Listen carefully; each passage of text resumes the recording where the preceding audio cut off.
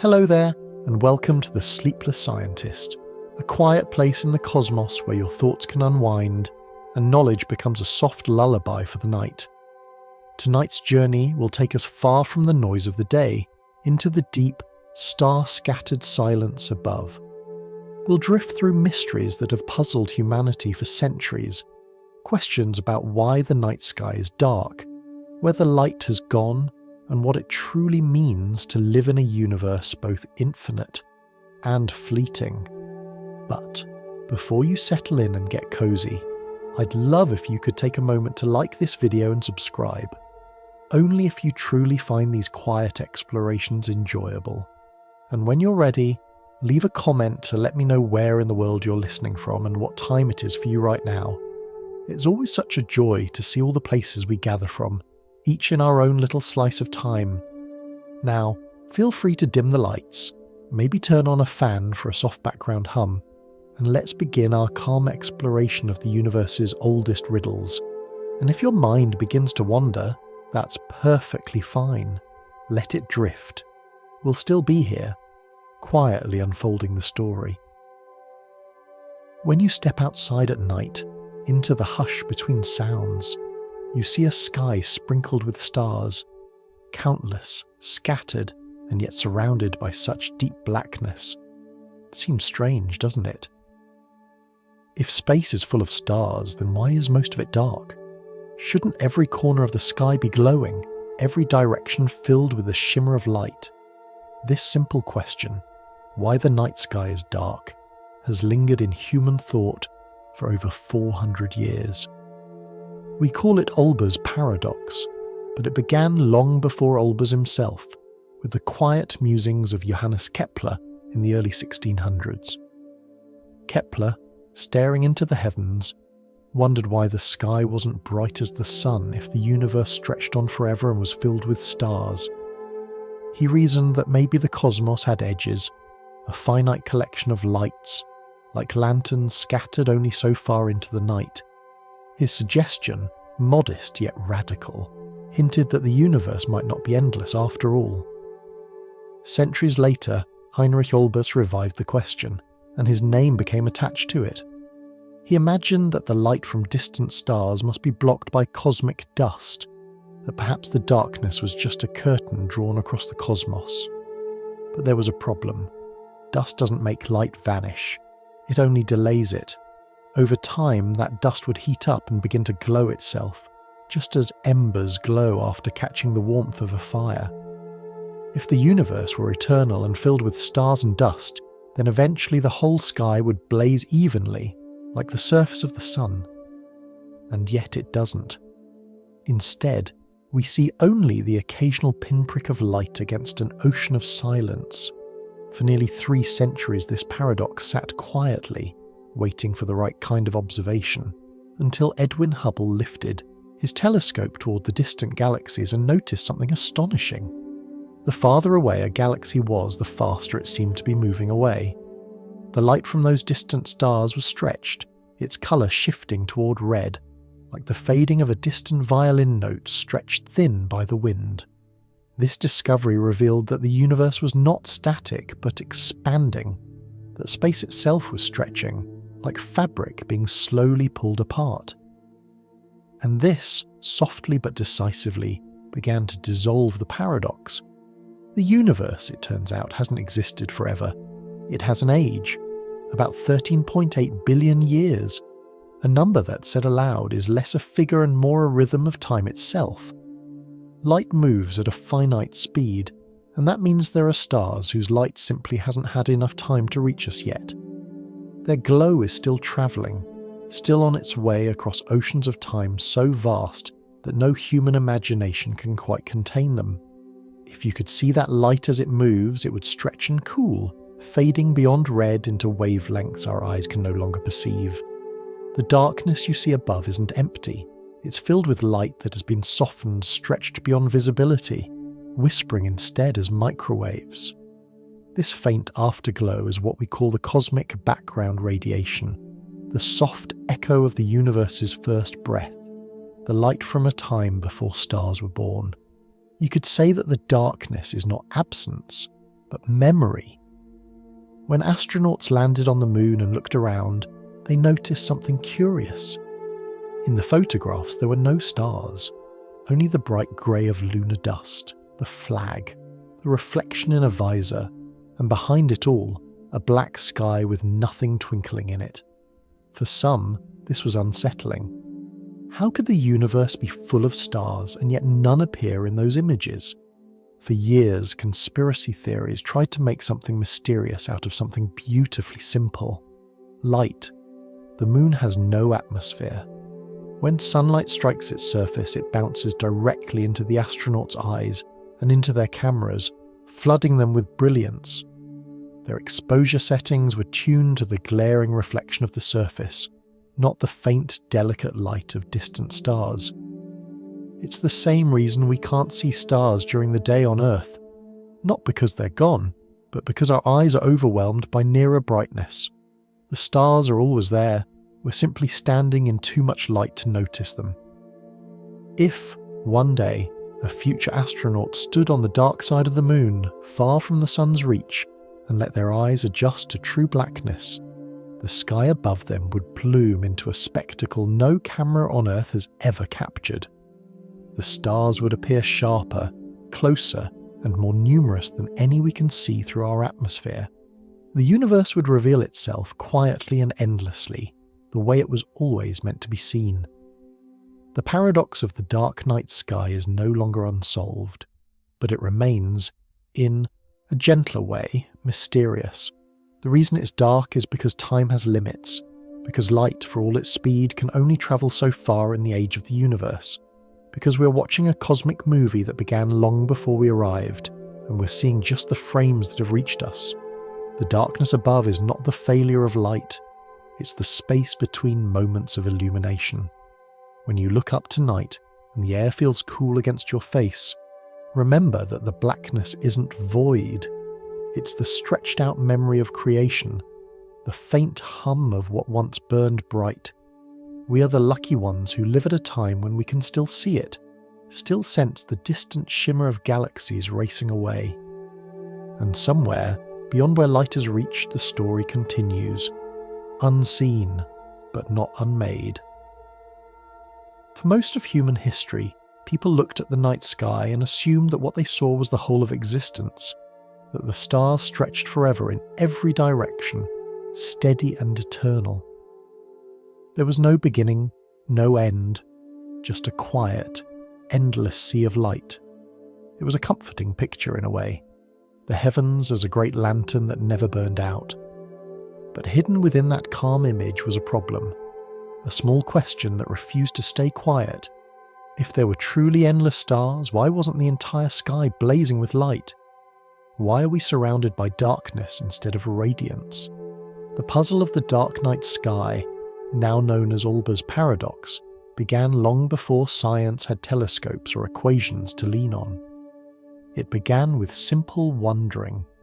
Johannes Kepler, in the early 1600s, thought deeply about the geometry of the cosmos. To him, the universe was like a vast, orderly cathedral built by reason itself, and yet, when he looked up, it didn't behave as an infinite one should. He reasoned that maybe there was an outer boundary, that the stars only went so far and beyond that was empty space. His idea, though unprovable at the time, was the first hint that the universe might not be infinite in the way we once thought. 2 centuries later, a German astronomer named Heinrich Olbers took up the question again. He wondered if the darkness might be explained by something simple: dust. After all, even on Earth, clouds can hide the sun. Perhaps the universe was filled with invisible clouds of cosmic dust, blocking the light of the farthest stars. For a while, this idea seemed reasonable, but then came the next question. What happens to the light that dust absorbs? It doesn't just vanish. It heats the dust, and that warmth would, over time, make the dust glow itself. If the cosmos had existed forever, that glow would spread until the entire sky shone with equal brightness. No patch of darkness would remain. The problem deepened. If the universe truly stretched without limit, if stars filled every corner of space, and if light had been shining forever, then no matter where you looked, your line of sight should eventually hit the surface of a star. The entire sky should be as bright as the surface of the sun, and yet even in the clearest, coldest night, most of the sky remains black. For centuries, this contradiction haunted astronomy. Some thinkers proposed that stars might simply burn out, that their fires eventually fade into invisible cinders, leaving gaps of darkness. But that too could not solve the paradox. In an eternal universe, there would always be enough new stars forming to replace the old. The darkness would still have no room to exist. To understand why this logic failed, imagine standing in a forest so vast that trees stretch endlessly in every direction. No matter where you look, your view ends on the trunk of some tree. There's no open space left. The sky should be filled completely with starlight in the same way, and yet we see the gaps between the trees. Those gaps, those oceans of black, tell us something essential. Maybe the forest is not infinite after all, or maybe the light from its farthest edges simply hasn't reached us yet. This idea that we might not be seeing the whole picture because light itself takes time to travel was the missing piece that no one could yet grasp. In Kepler's day, the concept of a finite speed of light was barely understood. It wasn't until centuries later that we learned light does not arrive instantly. It moves, swiftly, yes, but not infinitely fast. It takes about 8 minutes for sunlight to reach Earth, 4 years for the nearest star's light, and billions of years for the faintest galaxies. The night sky is not a snapshot of now. It's a layered photograph of history, with some stars shining from the near past and others from a time when the Earth itself was young. When astronomers tried to build a model of the universe that could stay eternal and unchanging, they called it the steady-state theory. It imagined an endless cosmos where new stars were constantly forming to replace those that died, keeping the universe perfectly balanced. No beginning, no end. It was a neat and comforting picture, one that suited our longing for permanence. But the night sky itself quietly disagreed, because if that were true, if new stars appeared forever and light had infinite time to travel, then every bit of the sky should glow evenly. There would be no direction without a star, no distance where light hadn't arrived. The darkness, that calm silence between constellations, would be impossible. And so, by the mid-1800s, astronomers were stuck. Their equations said the sky should be bright, but their eyes said otherwise. It was as though the universe were teasing us, showing us light, but surrounding it with questions. Only later, with new telescopes and patient eyes, did we start to sense that maybe the problem wasn't with the stars, but with time itself. Light and time, we learned, are companions. One can't travel without the other. When you see a star, you're not seeing it as it is now, but as it was when its light began its journey toward you. Some of the light in the night sky left its home before life began on Earth. Some left when the universe was only a few billion years old, and some, the oldest of all, is still on its way, travelling through the deep, unlit corridors of space, a messenger that hasn't yet arrived. So the paradox softens, and what once looked like a flaw in our understanding becomes a gentle reminder of how young we are in cosmic terms. The universe may not be infinite in age, its light has a beginning, and we, standing on a small planet wrapped in a thin shell of air, are lucky to catch even a glimpse of that light as it passes by. Perhaps the darkness isn't a problem to solve at all. Perhaps it's simply the pause between notes, the silence that lets the music of the stars be heard. The night sky is not a wall of brightness, because time hasn't finished composing it yet. What we see are fragments of a song still being written, notes caught in a flash of cosmic lightning. Like raindrops seen only when illuminated by a momentary spark, we witness the universe in those rare instants when its light intersects with our brief lives. Beyond that, beyond what has reached us, the story continues unseen, waiting for its light to arrive, someday, in some future night, to some other watcher looking up in wonder. There's something humbling about realizing that the darkness above us is not permanent, it's simply unfinished. The light is still on its way. And that quiet realization leads us to one of the most beautiful discoveries in science. The moment when we learned that the universe itself had a beginning, a breath, and perhaps even a heartbeat. When Edwin Hubble began observing the distant galaxies in the 1920s, he expected to find them scattered randomly, floating quietly in the dark. But what he found instead was motion, a slow and constant drift, as if everything were gently receding from everything else. The galaxies weren't standing still, they were moving away, and the farther they were, the faster they seemed to be leaving. He measured this through their light that appeared stretched, its colour shifted toward the red end of the spectrum. We call this a redshift, but it's easier to think of it as light losing its breath. As space expands, the waves of light stretch with it, their colours softening like music slowed down by distance. This observation was so subtle, yet it carried within it the seeds of a revolution. It meant the universe wasn't eternal and unchanging, it was growing, expanding, evolving, alive. If everything is moving apart now, this long ago everything must have been closer together.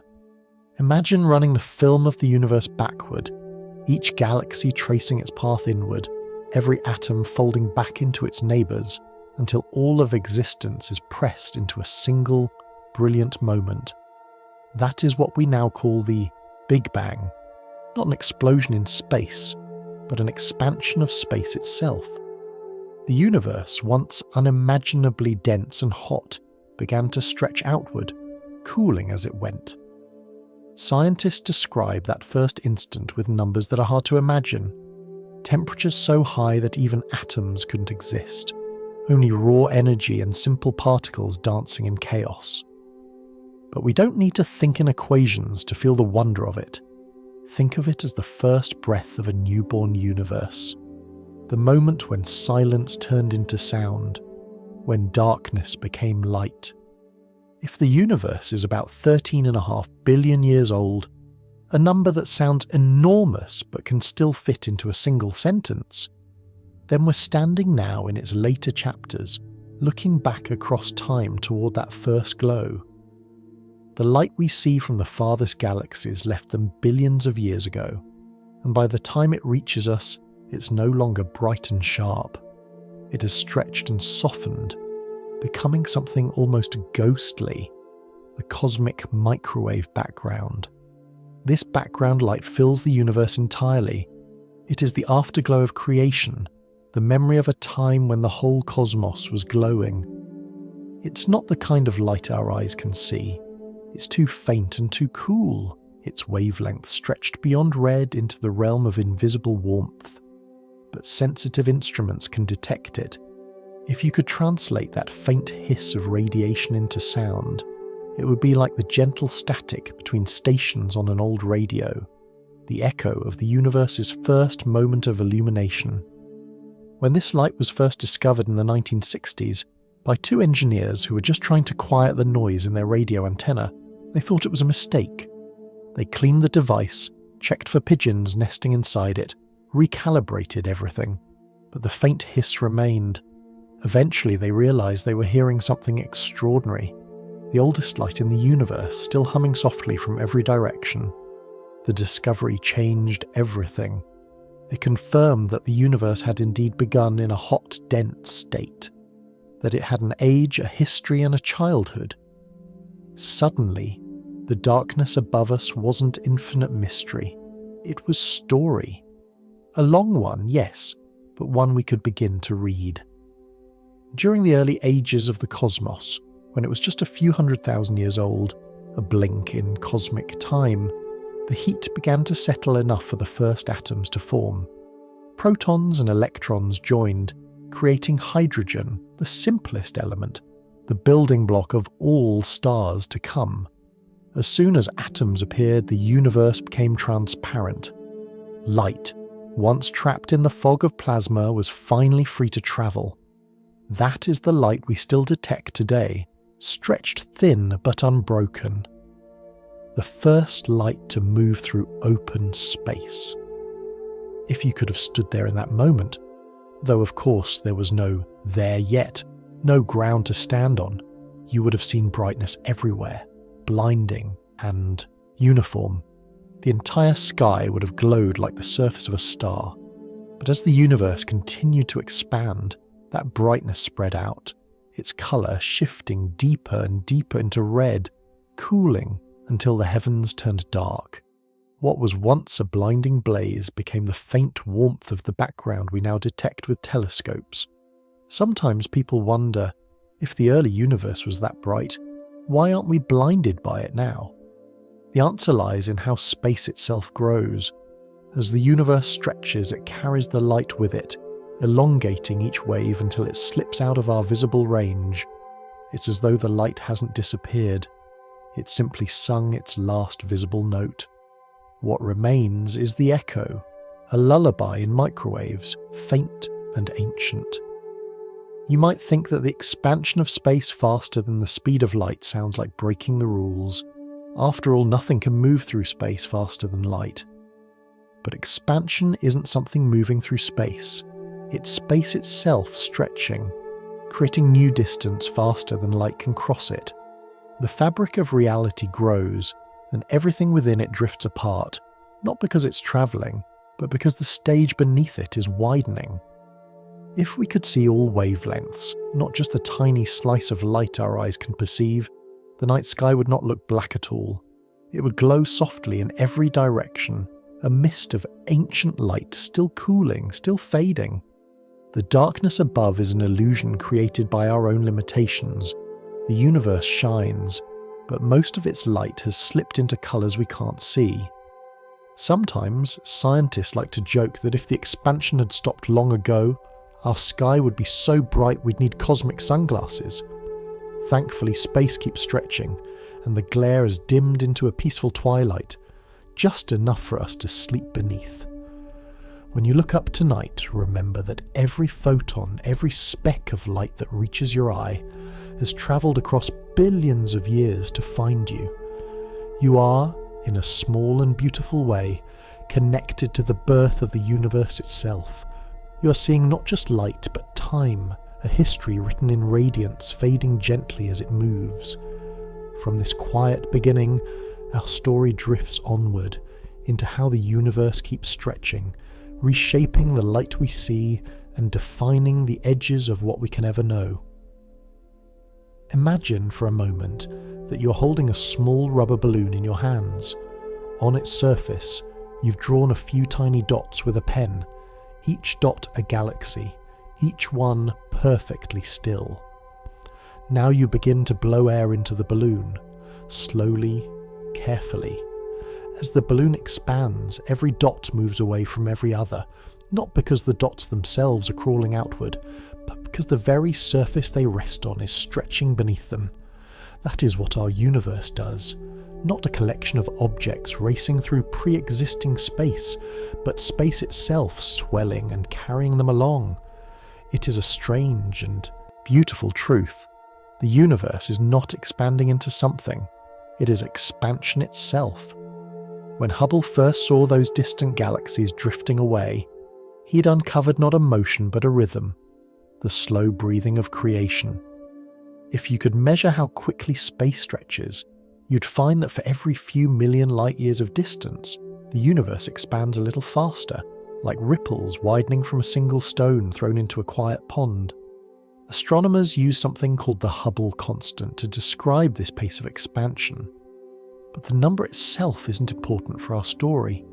What matters is the pattern, a gentle, ongoing widening that turns space into a living fabric rather than an empty void. This expansion changes the light that travels through it. Light waves, like soft chords of colour, get pulled and stretched by the swelling space, their hues shifting toward the red end of the spectrum. The farther that light has travelled, the more tired it becomes, as if time itself has slowed its heartbeat. That is why distant galaxies glow not in the sharp blues and whites of nearby stars, but in deep, softened tones. ancient light that has journeyed across the growing cosmos. It is tempting to think of redshift as the universe's way of whispering that it is old. Light that began its journey young and energetic arrives at our eyes weary and faint, its wavelengths drawn out like the last fading note of a song. If you could see in all colours, not just the narrow band of visible light, but also the invisible stretches of infrared, the universe would appear not dark but softly glowing everywhere, a vast ocean of warmth gently dimming through time. There is something deeply poetic about that. Light slowing down not because it has lost energy, but because space itself has grown wider beneath it. In a way, the universe records its own age not in numbers, but in the stretch of its light. Yet, as this cosmic breathing continues, astronomers have discovered that the expansion isn't just steady, it's accelerating. The universe isn't slowing down, as gravity might suggest, it's speeding up, as if something invisible is gently pushing it apart. We call this dark energy, though the name doesn't describe what it is, only what it does. You could think of it as a quiet pressure woven into the fabric of reality, an unseen current that makes the cosmic balloon keep inflating even faster. If you've ever watched a soap bubble form, you might remember that moment when the film suddenly pulls itself outward, expanding faster than you expect, as if a hidden force inside wants to stretch it thinner. Dark energy behaves a little like that, but on a scale beyond imagining. It is everywhere, even here in the space between atoms, though its effect is so faint that we can only sense it by looking at the grandest structures of the cosmos. Astronomers still don't know exactly what dark energy is. It may be an inherent property of space, a kind of energy that increases as the universe grows, or something far stranger, a whisper from deeper physics we haven't yet discovered. But even without knowing its nature, we can feel its consequence. It's the reason galaxies slip farther away each second, the reason starlight stretches longer and fainter as it travels, and the reason that, over billions of years, the night sky will grow emptier and quieter. Sometimes, when astronomers plot the speed of this expansion across time, they describe it as a curve that bends upward. But that phrase doesn't do it justice. It isn't a sharp bend, but a soft lift, like the slow rise of breath after a sigh. The universe is exhaling, and it has been doing so for almost 14 billion years. It's difficult for us, bound to our tiny planet, to grasp what such motion really means. The distances are too large, the time's too long. So we shrink it down to a picture that fits in our minds. Imagine yourself lying in a dark field, the earth turning gently beneath you, the stars wheeling overhead. The light from some of those stars left its home before there were trees on this planet, before the oceans found their tides. Now that light finally reaches you, but softened, its colour drawn out, its journey complete. And even as you watch it, the space between you and that star continues to grow. You cannot feel it, of course. Expansion doesn't stretch us or the solar system, because gravity holds us together more tightly than the universe can pull apart. But across the vast intergalactic voids, where gravity's hold is weak, space grows freely. Between galaxy clusters, the fabric of the universe widens like a slow tide. Somewhere out there, a beam of light leaves a distant star and begins its journey toward us. Along the way, it crosses oceans of emptiness that are themselves changing, expanding faster than the light can ever compensate for. By the time that beam arrives, millions or billions of years later, it carries not just information, but history. The record of space's own stretching. It's comforting in a way to know that everything in the cosmos participates in this quiet rhythm, even the light that reaches your window tonight. The universe expands not violently, but gracefully, as though its natural state is motion and its destiny is change. When we look up, we don't just see stars scattered in stillness. We see the flow of time written across the sky. The redshift of light isn't just a scientific curiosity, it's a reminder that nothing is truly fixed. Every beam of starlight that touches your eyes is longer now than when it began, stretched by a universe that refuses to stand still.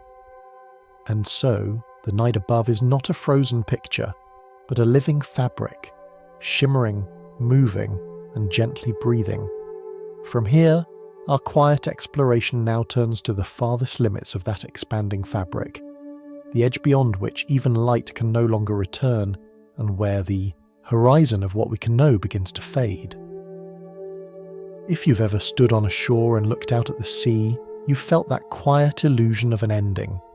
The horizon looks like a boundary, a line where the ocean simply stops and the sky begins.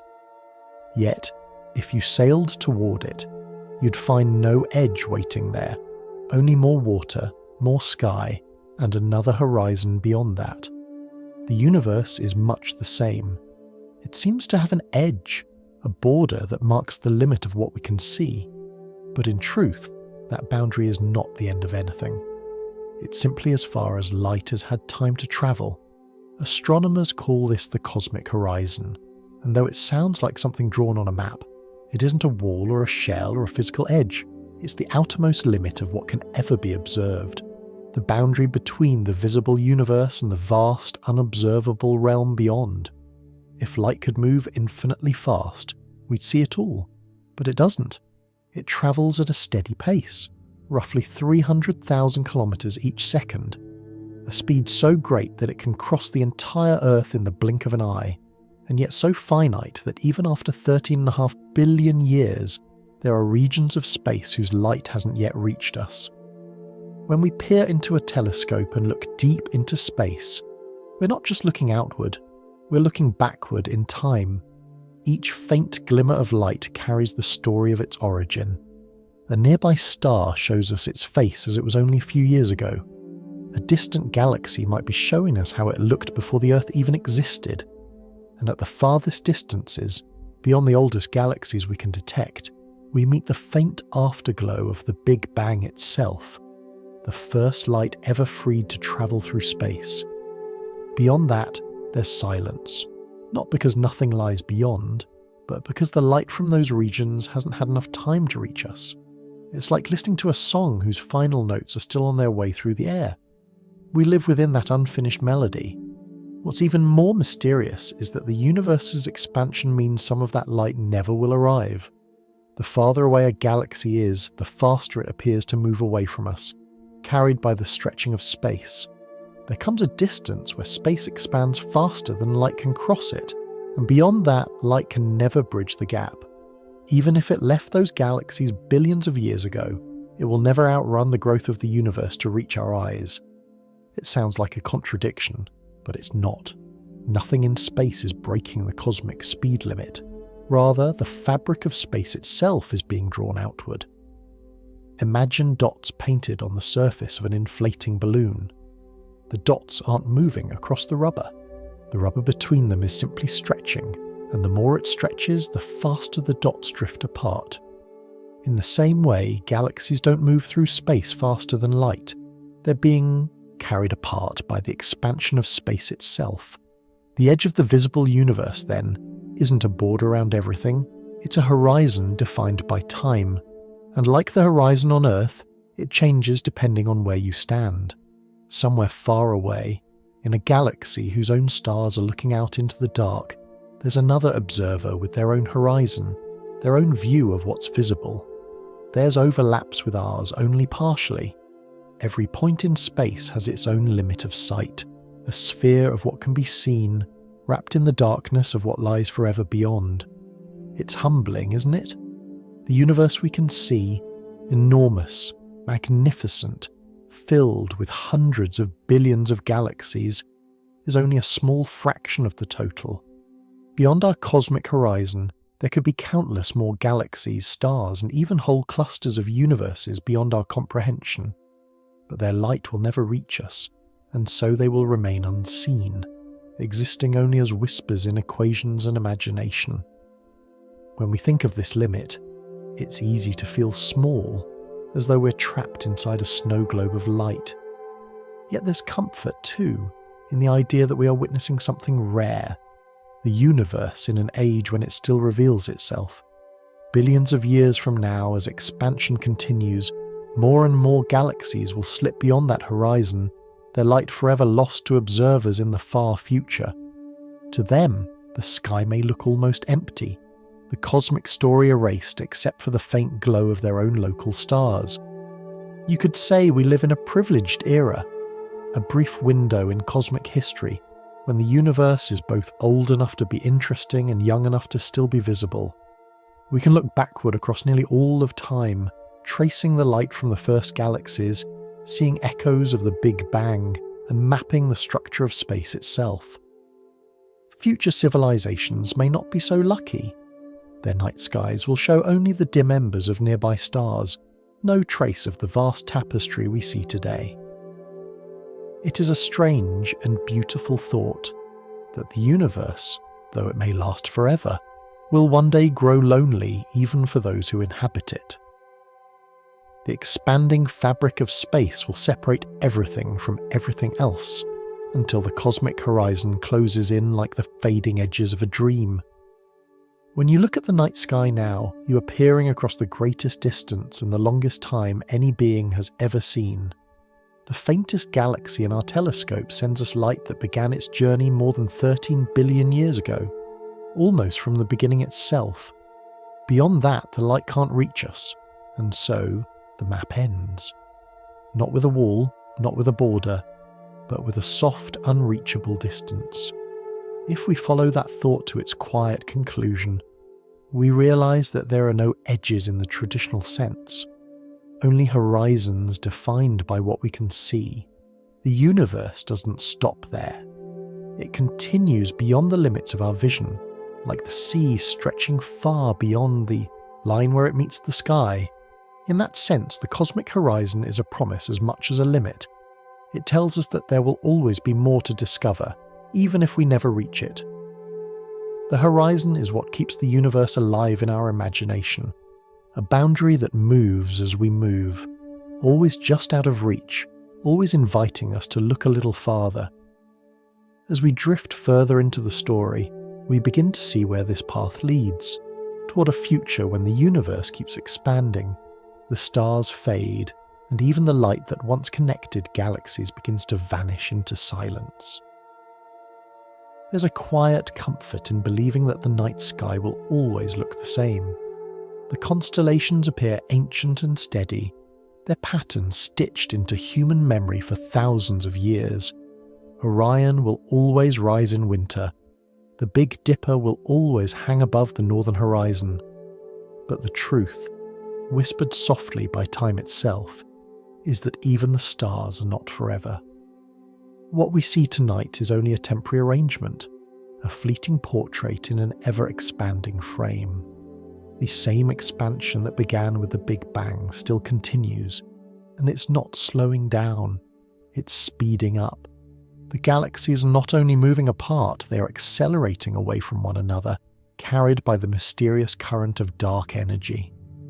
If we were to wait long enough, not just thousands or millions of years, but trillions, the galaxies beyond our local cluster would drift so far that their light would never reach us again. They would cross the cosmic horizon, slipping beyond the limits of visibility, and vanish from the sky entirely. To imagine what that means, picture the night sky as a grand theatre. Right now, the curtain is open, and we can see a performance filled with billions of glittering actors, galaxies, nebulae, clusters of stars. But the curtain is slowly closing. Each moment, more of the stage disappears, not because the lights are turning off, but because the theatre itself is stretching wider, carrying the performers away from our seats. Eventually, we'll be left sitting in a dim room, surrounded by silence, the echo of applause fading into the dark.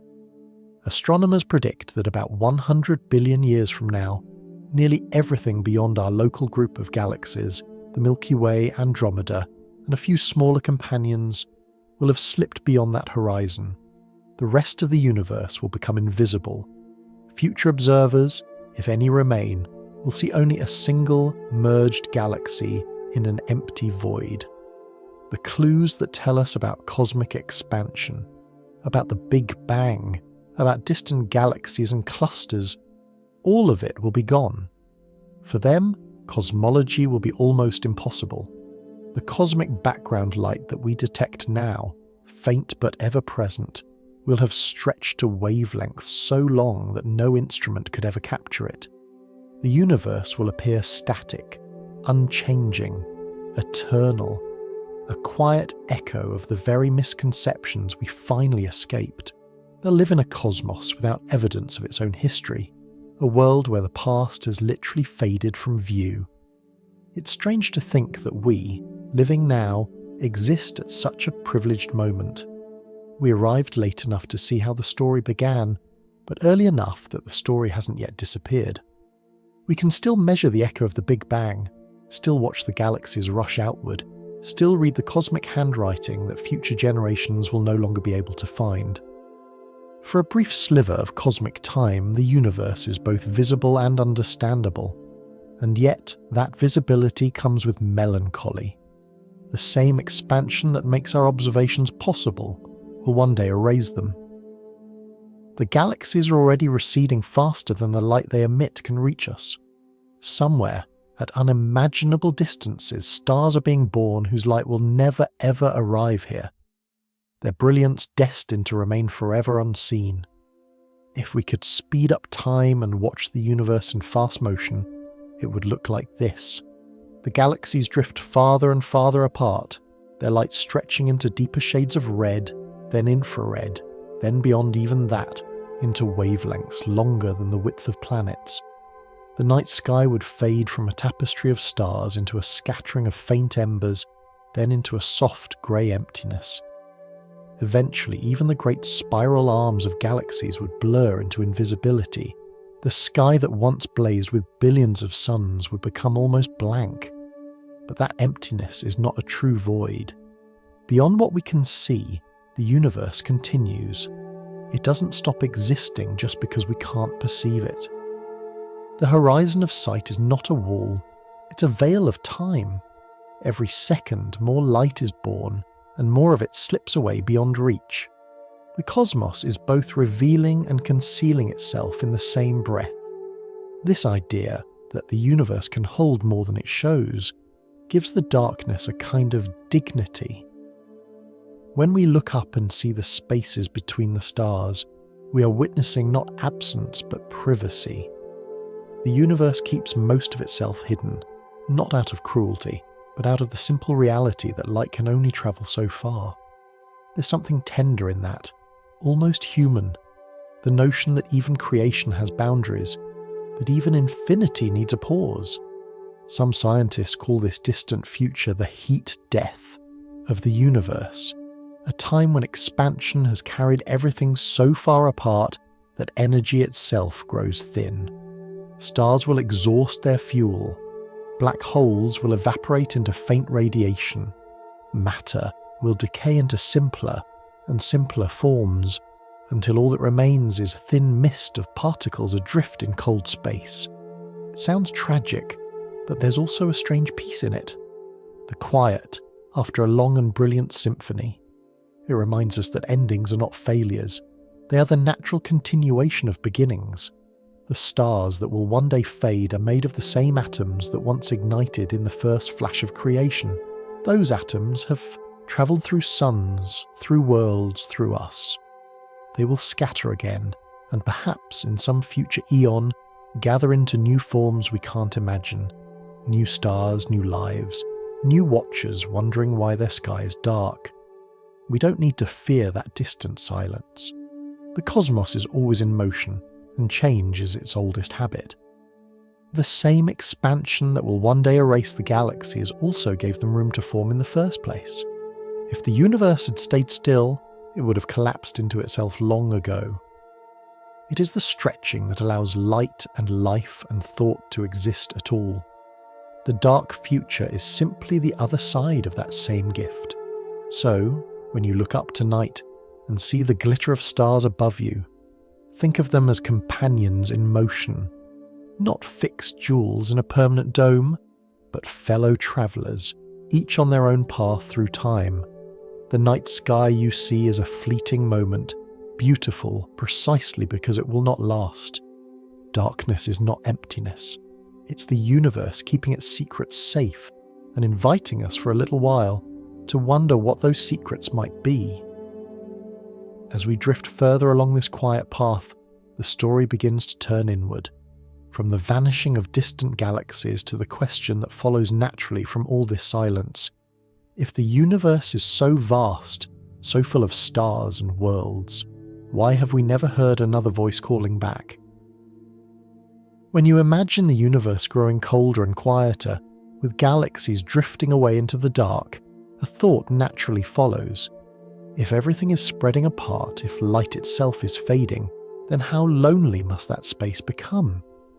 For centuries, human beings have looked up at the stars and wondered not only what they are, but who might be looking back. It's a thought that lingers somewhere between science and longing, a mix of curiosity and quiet hope that we're not entirely alone in all this distance. That curiosity gave rise to something both poetic and practical, the search for extraterrestrial intelligence, known as SETI. You could think of it as a giant ear turned toward the stars, listening for a whisper that might never come. It began as an idea that seemed simple. If life has appeared here, among the atoms of a small blue planet orbiting an average star, why not elsewhere? Why not everywhere? The universe is, after all, vast beyond imagining. There are more galaxies than there are grains of sand on all of Earth's beaches, and within each galaxy billions of suns. Even if only a small fraction of those stars have planets, and only a small fraction of those planets can support life, the numbers still suggest a cosmos teeming with possibility. The question isn't whether life could exist, it's whether it wants to speak. The first people who tried to listen didn't know what they were listening for. In the 1960s, radio astronomers began to turn their antennas away from the familiar crackle of stars and toward a specific patch of quiet frequencies, a kind of cosmic lullaby band free of most natural noise. This region of the radio spectrum lies between the emission frequencies of hydrogen and hydroxyl, the two ingredients of water and perhaps of life. Scientists playfully called it the water hole, the quietest part of the cosmic radio dial, where a message, if it existed, might travel undisturbed. They listened, the instruments hummed, the sky whispered nothing but its own background noise, a hiss from the birth of the universe, a murmur from distant quasars, a pulse from neutron stars spinning like cosmic lighthouses. But then, one summer evening in 1977, something unusual happened. At the Ohio State University Radio Observatory, a vast metal ear shaped like a trough scanning the sky. A volunteer named Jerry Eman noticed a signal that stood out from the static. It was sharp, narrow, and powerful, much too strong to be random noise. It lasted for 72 seconds, rising and falling exactly as a signal from a fixed point in the sky would. It was so perfect, so clean, that Eman circled it on the computer printout and wrote a single word beside it in the margin: wow. To this day, we still call it the wow signal. It came from the direction of the constellation Sagittarius, near the centre of our galaxy, but it never returned. Every effort to find it again failed. No telescope has heard anything quite like it since. Scientists have proposed many explanations: a passing comet, a burst of natural radio emission, even a reflection from a satellite, but none quite fit. For a moment, humanity may have brushed against a voice from somewhere unimaginably far away, only to lose it again in the noise. What makes the wow signal haunting isn't the mystery itself, but its singularity. It was the briefest possible conversation, a single note from an instrument we may never hear again. It's as if the universe had leaned close and whispered something just once, too quickly to understand. When we talk about loneliness in the cosmos, we don't mean sadness. It's not the kind of loneliness that weighs the heart. It's more like the quiet between waves on a distant beach, the kind of silence that invites imagination. SETI is not built on desperation, but on patience. To listen for a signal that might take thousands or even millions of years to arrive is an act of faith in time itself. It's the belief that across all that emptiness, someone else might be wondering too.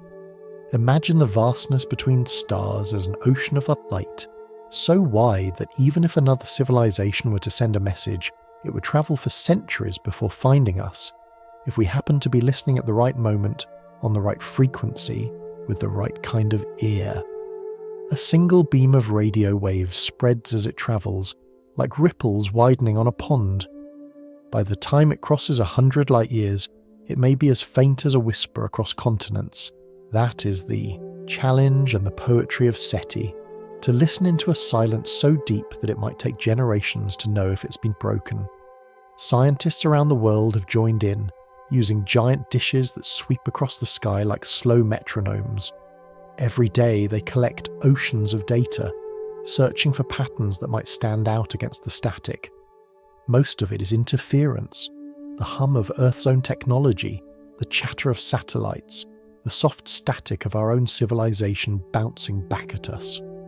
But somewhere within that sea of noise there could still be a melody. You might wonder what a message from another world would sound like. Would it be a burst of numbers, a rhythm of pulses, or something completely beyond our understanding? Some imagine it would be structured, a repeating pattern that announces, "This was made by thought." Others imagine it might be music or something that feels like music, the universal mathematics of harmony written in waves of energy.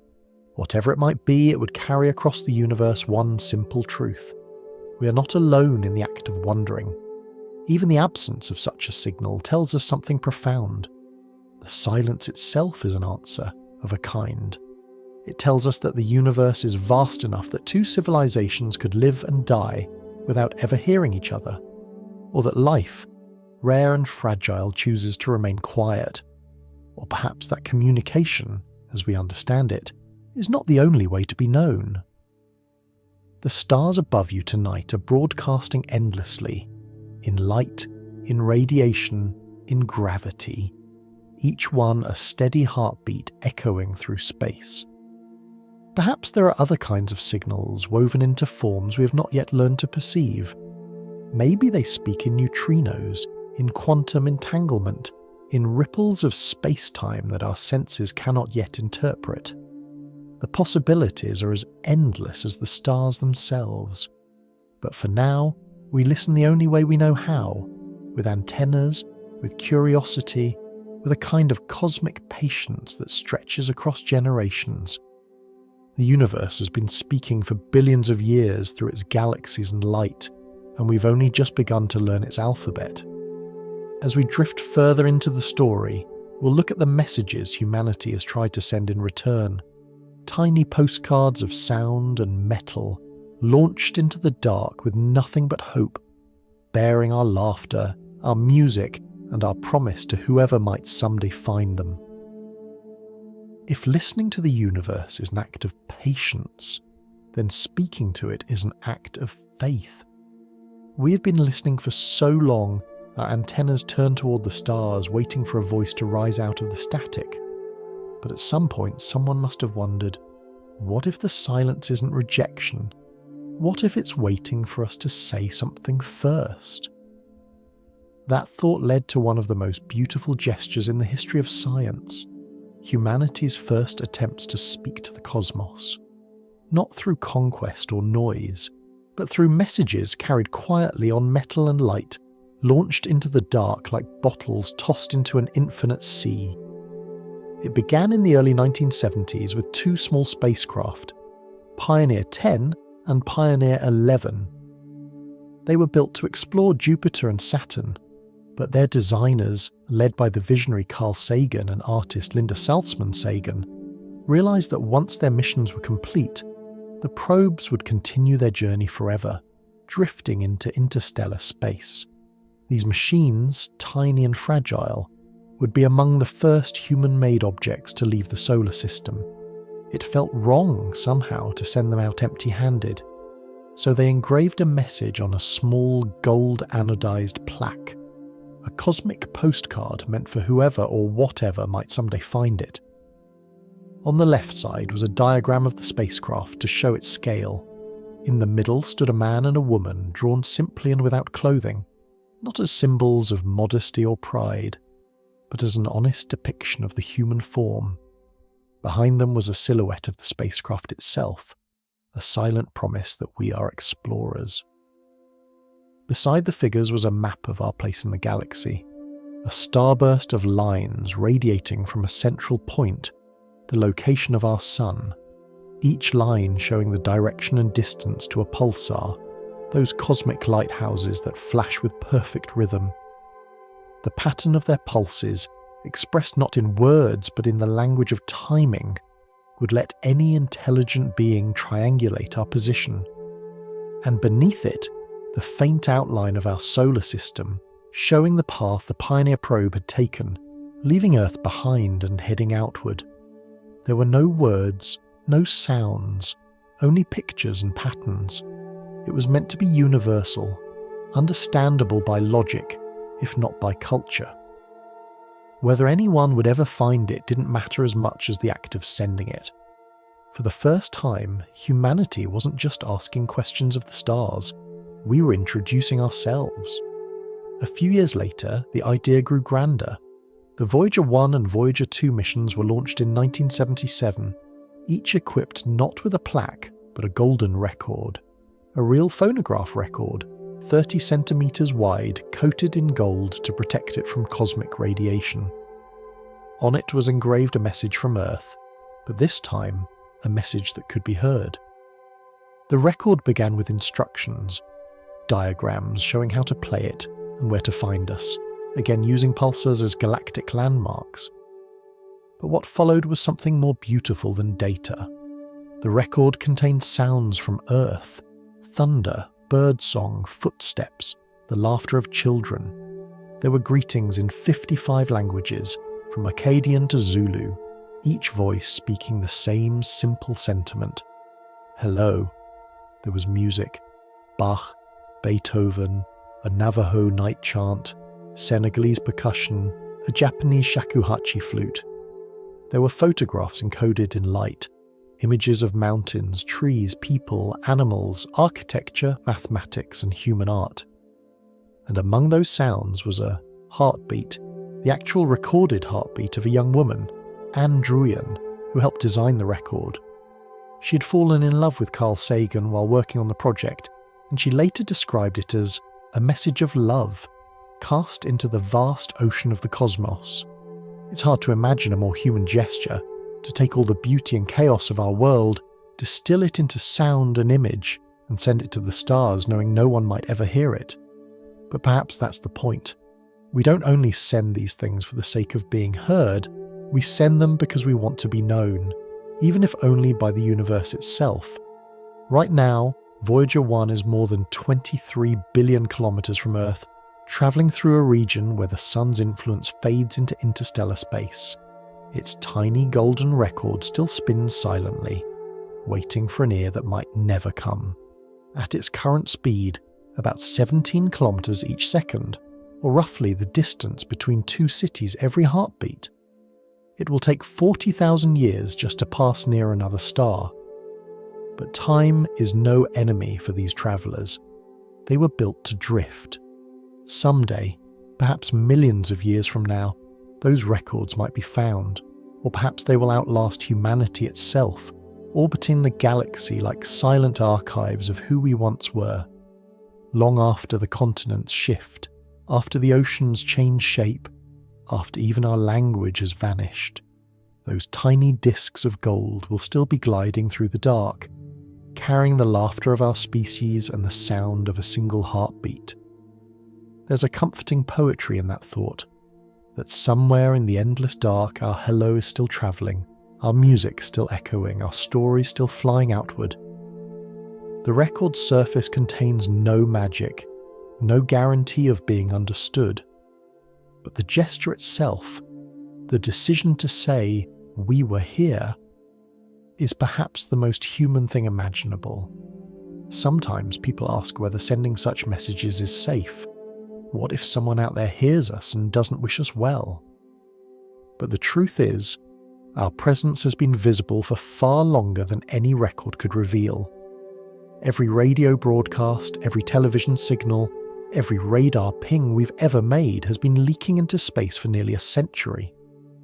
Our technological heartbeat already expands at the speed of light, forming an invisible sphere about 100 light-years wide, faint but real.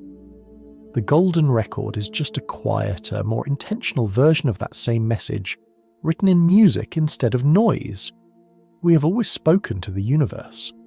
Through the languages of art, science, and curiosity, the Voyager records simply make that conversation tangible, and even if no one ever plays them, their existence changes how we see ourselves. They remind us that our story, fragile as it is, belongs to something larger, a cosmos that might never answer, but always listens. If you ever feel small, imagine those two small spacecraft still, travelling, one now beyond the edge of our solar system, one soon to follow, each carrying the sounds of home. Somewhere in the vastness, those golden discs drift like lanterns on an infinite sea. They might never be found, but they will never stop moving, never stop shining. From here, our quiet journey turns to the question of understanding itself. If we were to meet another form of life, how would we speak? What language could bridge not just distance, but existence itself? If someday a message does arrive, not from us, but to us, what would it sound like? Would it come as a whisper of static, a rhythm in the noise, a sequence of lights flashing in a pattern too deliberate to be random? Or would it be something stranger still, something that doesn't fit into any of our ways of thinking? Because it wasn't shaped by human minds at all. It's a question that blends science with philosophy and wonder with humility. We often assume that communication is universal, that words and meanings will naturally find each other, but meaning depends on experience, and experience depends on being alive in a certain kind of body, under a certain kind of sky. Even here on Earth, creatures with different senses inhabit entirely different realities. A bat's world is made of echoes, a bee's world is painted in ultraviolet. A whale's song can cross entire oceans, too deep for human ears to hear. If another civilization exists out there, its way of seeing might be so different that our languages would be as incompatible as poetry and geometry. How do you explain the colour blue to a creature that sees only heat? How do you describe music to something that doesn't perceive time in the same way? Even between humans, words can falter. Between species from different stars, the gap might be immeasurable. So, we look for something more fundamental. A bridge built not from culture, but from nature. That bridge is mathematics. Numbers, patterns, relationships. The quiet laws that shape everything from the spiral of a shell to the orbit of a planet. 2 + 2 = 4, whether you're counting pebbles, atoms, or stars. Mathematics may not be a human invention at all. It may be the language of the universe itself. Gravity speaks it. Light follows it. The atoms in your body hum in equations that describe their motion, even if you never learned them by name. If intelligence exists elsewhere, it too must know these patterns, because they are written into the fabric of existence. That's why many scientists believe that if we ever receive a signal, it won't come as words but as numbers, a sequence of pulses, evenly spaced, following the rhythm of logic. 1, 1, 2, 3, 5, 8. The Fibonacci sequence, perhaps, or the steady beat of prime numbers. Patterns that say, this was not an accident. Binary code. The simple, on and off, yes and no rhythm that underlies every digital device on Earth. Is one possible medium, light on, light off, pulse, pause. It's the simplest possible system of difference, and difference is the essence of communication. A message written in binary could travel across the galaxy without language, without sound, just a quiet pattern of contrast that any mind might recognize as deliberate. In a way, it's like a cosmic form of Morse code, a heartbeat in the static. You don't need to understand the meaning to feel the intention behind it. The same logic that allows us to build computers might one day allow two worlds to say hello. But there's a catch. Even if we could share numbers, meaning is more than arithmetic. A sequence of pulses could tell us that something intelligent exists, but not who they are. We could recognize the syntax of thought but still miss the poetry of it. Imagine, for a moment, trying to talk to a squirrel. You might point to a tree, to food, to the sky, but beyond that, your worlds don't overlap. The squirrel doesn't know your words for gravity or art, and you don't understand its subtle tail flicks and scents that carry complex information. You share the same planet, but not the same perception. Multiply that gap by light years, by biology, by evolution, and you begin to sense the challenge that awaits any conversation with another intelligence. Some researchers have suggested that we might begin communication through mathematics, then move on to physics, chemistry, and eventually to pictures or sounds. A sort of cosmic Rosetta Stone built from shared reality. But even pictures might be misleading. A drawing of a human hand might mean hello to us, but could mean threat to someone else. The simplest symbols can hold endless interpretations once culture and biology diverge. Still, the idea that we could find understanding through logic remains a hopeful one. Numbers don't lie, but they also don't comfort. They offer clarity, not empathy. So if contact ever comes, it will probably begin as something cool and impersonal, a geometric sequence, a pulse pattern, a code that says only, "We are here. We noticed you." And maybe that's enough. Maybe the first conversation between worlds doesn't need to be deep. Maybe it can start with acknowledgement, the cosmic equivalent of eye contact. As technology advances, we've also begun to imagine that intelligence itself may not always take familiar forms. Perhaps civilizations older than ours have already moved beyond biology, transferring their consciousness into networks of machines, or even into patterns of light and energy. If so, then their way of thinking would be closer to mathematics than to speech. A harmony of data and logic beyond emotion, beyond words.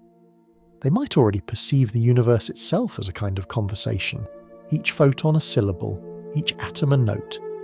Maybe they already hear us. Not through our radio waves, but through the subtle disturbances our civilization makes in the flow of starlight, or the way our planet's atmosphere glows faintly with the breath of life. Maybe, from their perspective, Earth is already speaking in its own quiet dialect of chemistry and reflection. And maybe they simply choose not to answer, not out of indifference, but out of wisdom. The way an adult watches a child learn to speak, knowing that interruption might only confuse them. The silence we hear might not be emptiness, it might be patience. The more we think about contact, the more we realize that communication is less about shouting across the void and more about listening with understanding. Even here, between people, true connection happens not when words are exchanged, but when silence is shared. So perhaps the greatest lesson in our search for a universal language is that meaning isn't something you send. It's something you build, slowly, between 2 points of curiosity. Maybe that's how the universe speaks too, in the rhythm between signal and silence, in the pattern of stars, in the logic that binds everything together. And as we drift further into this story, we begin to see that the question isn't only who might be out there, but why haven't we heard them yet? For all the listening and all the speaking, the universe remains quiet. The antennas keep turning, the data keeps streaming, and the silence stretches on like a slow breath across eternity. Sometimes, when scientists look up from their instruments and gaze at the night sky, they feel that hush pressing in, not as emptiness, but as mystery. The galaxies are there, the stars are there, the planets are there. So where is everybody? That simple question, first posed by physicist Enrico Fermi over lunch one day in 1950, still echoes through science like a soft bell. "Where is everybody?" he asked. "If life is common, if even a small fraction of the universe's countless worlds can support it, then the galaxy should be buzzing with civilizations far older and more advanced than ours. The night should be alive with signals, but it isn't. The radio waves whisper nothing but the cold static of stars. This puzzle has come to be known as the Fermi paradox, a quiet contradiction between expectation and observation. The odds say the universe should be full of company, the evidence says otherwise. Maybe, some argue, life is rare. Maybe it is fragile, emerging only once in a blue galaxy. Or maybe civilizations rise and fall like the tides, each wave breaking before it reaches the shore of communication. Others imagine that the cosmos is indeed full of life, but it's simply too far, too quiet, or too patient for us to notice. The universe is enormous. Our Milky Way alone spans 100,000 light years. Even if two civilizations existed at the same time, the distances between them might be so vast that their signals never meet. One could be whispering while the other hasn't even learned to listen yet. In cosmic terms, timing is everything. Still, the question lingers, and humans, being humans, try to measure even the immeasurable. One Russian astronomer, Nikolai Kardashev, tried to classify civilizations not by their intelligence or morality, but by their ability to use energy. His scale had 3 main stages, each one like a rung on a ladder of light. A type Saffron civilization, he said, would be one that could harness all the energy available on its home planet. The light, the wind, the oceans, the heat within the ground itself. Humanity, for all our technology, isn't there yet. We're around level 0.7 on that scale. A flickering candle that still struggles to control its own flame. A Type 2 civilization would have learned to gather all the energy from its home star, perhaps by surrounding it with vast structures that capture its light, a sphere of collectors orbiting the sun like a shimmering cocoon. And a Type 3 civilization would draw power from an entire galaxy, moving matter and energy as easily as we move air. Such beings would shine not with sunlight, but with starlight itself, the architects of cosmic order. When you imagine those levels, it's easy to see how small we still are, but it also reminds us how young we are. The universe is over 13 billion years old, and humanity's entire history is barely a blink. If civilizations elsewhere are older, wiser, or more advanced, then perhaps they've reached those higher stages long ago. They may already have the means to travel between stars, or to live within energy itself, beyond what we could recognize as life. So again we ask, if they're out there, why haven't we heard from them? Some thinkers suggest that maybe we have heard them, and simply didn't recognize the signal. After all, if an advanced civilization speaks in physics instead of sound, in magnetic fields instead of words, we might not even realize we've been spoken to. Our instruments are built for our own expectations. If we're waiting for a radio message that says hello, we might miss the language written in the light of stars. Others offer a more delicate idea, known as the zoo hypothesis. Perhaps we're not ignored at all. Perhaps we're being observed. Maybe advanced civilizations are aware of us, but they choose to stay silent, the way we might quietly watch a coral reef without disturbing its fragile creatures. Maybe, in their eyes, Earth is a kind of cosmic sanctuary, a planet still learning to speak, still discovering its own voice. It's a strangely comforting thought, that we might not be alone, but protected by patience, watched not with indifference, but with care. If true, it means the silence is not rejection, but respect. There's another possibility too, gentler still. Perhaps silence is simply the natural state of the cosmos. Perhaps communication, as we imagine it, is rare not because others don't exist, but because they've already learned that the universe doesn't need to talk to be alive. In the same way that a forest hums with unseen life, a galaxy may hum with civilizations that have found contentment in being, no longer sending messages, no longer seeking mirrors, just existing in quiet harmony with their stars. When we listen for voices in the dark, what we might really be doing is listening for reassurance, that someone else understands what it feels like to look up and wonder. But maybe the reassurance was always there, in the fact that we can wonder at all.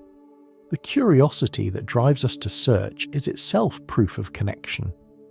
We are a part of the same cosmos that we're trying to reach. Even if we never hear a single reply, the act of listening changes us. It makes us humble. It reminds us that silence is not the absence of meaning. It's the space where meaning grows. The stars do not answer, but they also never lie. They shine, quietly, faithfully for billions of years, saying in their own way, "You are not forgotten. You are part of this too." So the next time you see the Milky Way stretching across the sky, think of it as a letter still unfolding, one we haven't finished reading yet. Perhaps one day we'll find a reply, or perhaps the reply has already arrived, written in the language of patience, waiting for us to notice. For now, we listen, and we wait, and we learn to find beauty in the quiet. Because silence too can be an answer. From here, the story begins to turn once more, from the vastness of unseen civilizations to the mysteries closer to home, planets and stars that appear, shimmer and vanish, leaving us to wonder not just about what's out there, but about what we think we've seen. Sometimes, the mysteries of the universe don't lie in distant galaxies or invisible forces, but in the small mistakes we make when looking too closely. Science, for all its precision, is still a human art, built on patience, correction, and humility. The cosmos often reminds us of this, not through catastrophe, but through gentle embarrassment. Moments when we think we found something extraordinary, only to discover it never existed at all. One of the most beautiful examples began not with a theory, but with a photograph, a grainy, radiant picture that seemed to show a new world circling a nearby star. It was 2008 when astronomers using the Hubble Space Telescope announced the discovery of a planet orbiting Fomalhaut, one of the brightest stars in the night sky. The object was called Fomalhaut b, later nicknamed Dagon. It was hailed as the first exoplanet ever directly photographed. A world visible not just through inference or data, but through light itself. The image showed a tiny point near the brilliant glow of the star, faint yet distinct. There it was, people thought, a real planet orbiting another sun, a new world we could almost see. It was easy to imagine what it might be like. Perhaps a giant, ringed like Saturn, or shrouded in clouds like Neptune. Headlines declared it a triumph, and astronomers celebrated what felt like a glimpse of the future. A future where we might see other solar systems as clearly as our own. But the universe, ever patient, has a way of revealing the truth slowly. As the years passed and astronomers continued to watch Fomalhaut, the little dot began to misbehave. It didn't move the way a planet should. Instead of following a smooth, predictable orbit, it drifted strangely. And then, after a few more years, it faded, growing dimmer until finally it disappeared completely. At first, scientists were puzzled. Planets don't just vanish. They might hide behind their star or fall into shadow, but they don't dissolve. Some thought the telescope had malfunctioned. Others wondered if the planet had collided with something, breaking apart in a sudden unseen catastrophe. But when they looked deeper, a more delicate answer emerged, one that said more about our own eagerness than about the cosmos itself. The truth was that Fomalhaut b had never been a planet at all. It was the shimmering debris of a massive collision, a cloud of dust and ice from two large bodies that had smashed together, perhaps centuries earlier. What we saw in that first image was not a world, but the aftermath of one's destruction, the glittering remains still reflecting the light of their parent star. Over time, as the cloud expanded and its particles drifted apart, its brightness faded, like the last smoke from a distant fire. The discovery was humbling, but also quietly poetic. We had mistaken a spark for a sunrise, a glimmer for a planet. Yet, in that mistake, we had learned something new. How collisions shape young solar systems, how fragile worlds can be in their infancy, and how easily creation and destruction overlap.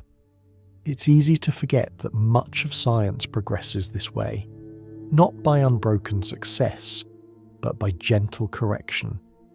Each wrong turn illuminates another part of the map. We don't move through the universe with perfect knowledge. We move through it by learning what it isn't. Every false discovery, every vanished signal, every ghost of a world teaches us something about how to see more clearly next time. There's something beautiful in that humility, the willingness to admit that even with the most powerful tools, we can still be fooled by the light. The cosmos, vast as it is, remains a mirror that reflects both our brilliance and our limits. When scientists revisited the Fomalhaut system years later, they found more clues hidden in the dust. The collision that created the false planet may have been part of a much larger dance, a cycle of formation and destruction that shapes the entire system. Like sparks from a forge, countless icy bodies collide and merge, giving birth to new objects even as others disappear. In that sense, the story of Fomalhaut B wasn't a failure at all. It was a glimpse into how worlds are made and unmade. If you could have watched that event unfold, you wouldn't have seen anything like the explosions we imagine from films. It would have been slow, graceful, almost silent. Two icy giants approaching each other over centuries, their paths gradually converging until in a final instant they met. The collision would release energy far beyond anything we can comprehend, scattering dust and gas in a glowing cloud hundreds of millions of kilometers wide. For a while, the debris would shine, catching the light of the star and reflecting it outward, a brief sparkle in an infinite night. And then, as time passed, it would fade, leaving nothing but a story written in light. It's easy to feel disappointment when discoveries vanish, but perhaps that's because we still expect the universe to conform to our hopes. The truth, though, is more interesting. The cosmos doesn't exist to please or surprise us, it simply is. Our task is to observe, to interpret, to listen, and to accept that sometimes the answers we find are gentler, quieter, and more subtle than the ones we were looking for. Maybe that's part of what makes exploration beautiful. The fact that we can make mistakes at all means that we're still learning.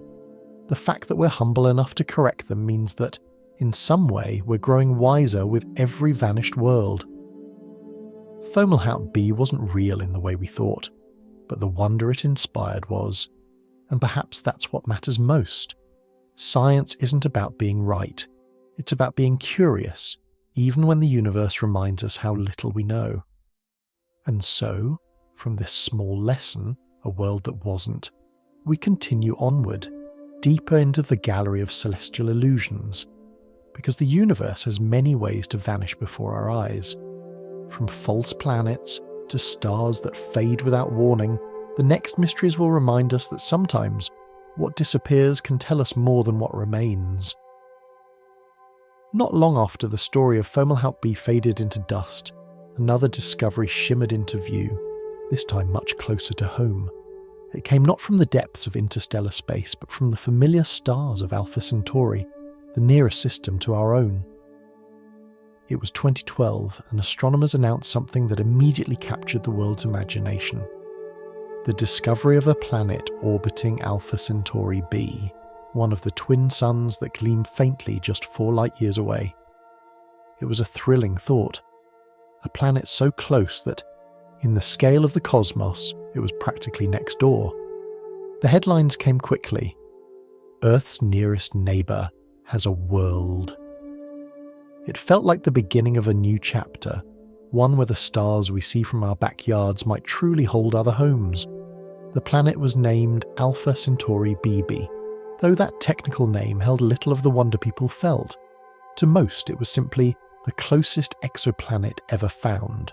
Scientists described it as A rocky world, possibly larger than Earth, orbiting so close to its sun that a single year there would last only a few days. Its surface, if it had one, would be glowing hot, a place of blinding daylight and endless storms. But still, it was a planet, and that alone was enough to make people dream. For months, telescopes continued to observe the tiny flickers in the star's light that had led to the discovery. The data seemed to repeat in rhythm, like a heartbeat. A small tug, a consistent wobble, the telltale signature of a planet pulling gently on its parent star as it orbited. It was faint but convincing. And yet, something in that rhythm wasn't quite right. The wobble seemed too small, too irregular.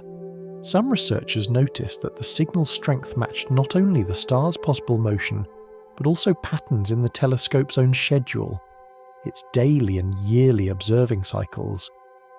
The line between signal and noise began to blur. Over the next few years, as data accumulated, the excitement slowly turned to unease.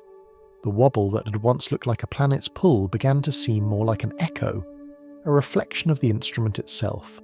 When scientists reanalyzed the readings using improved software and more refined techniques, the evidence unraveled. What they had thought was the gravitational tug of a planet was, in fact, a whisper from their own machinery. The heartbeat in the data was the sound of us, not of another world.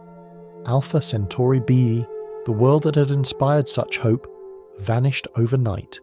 It had never been there at all. It's easy to see such moments as failures, but science doesn't see them that way.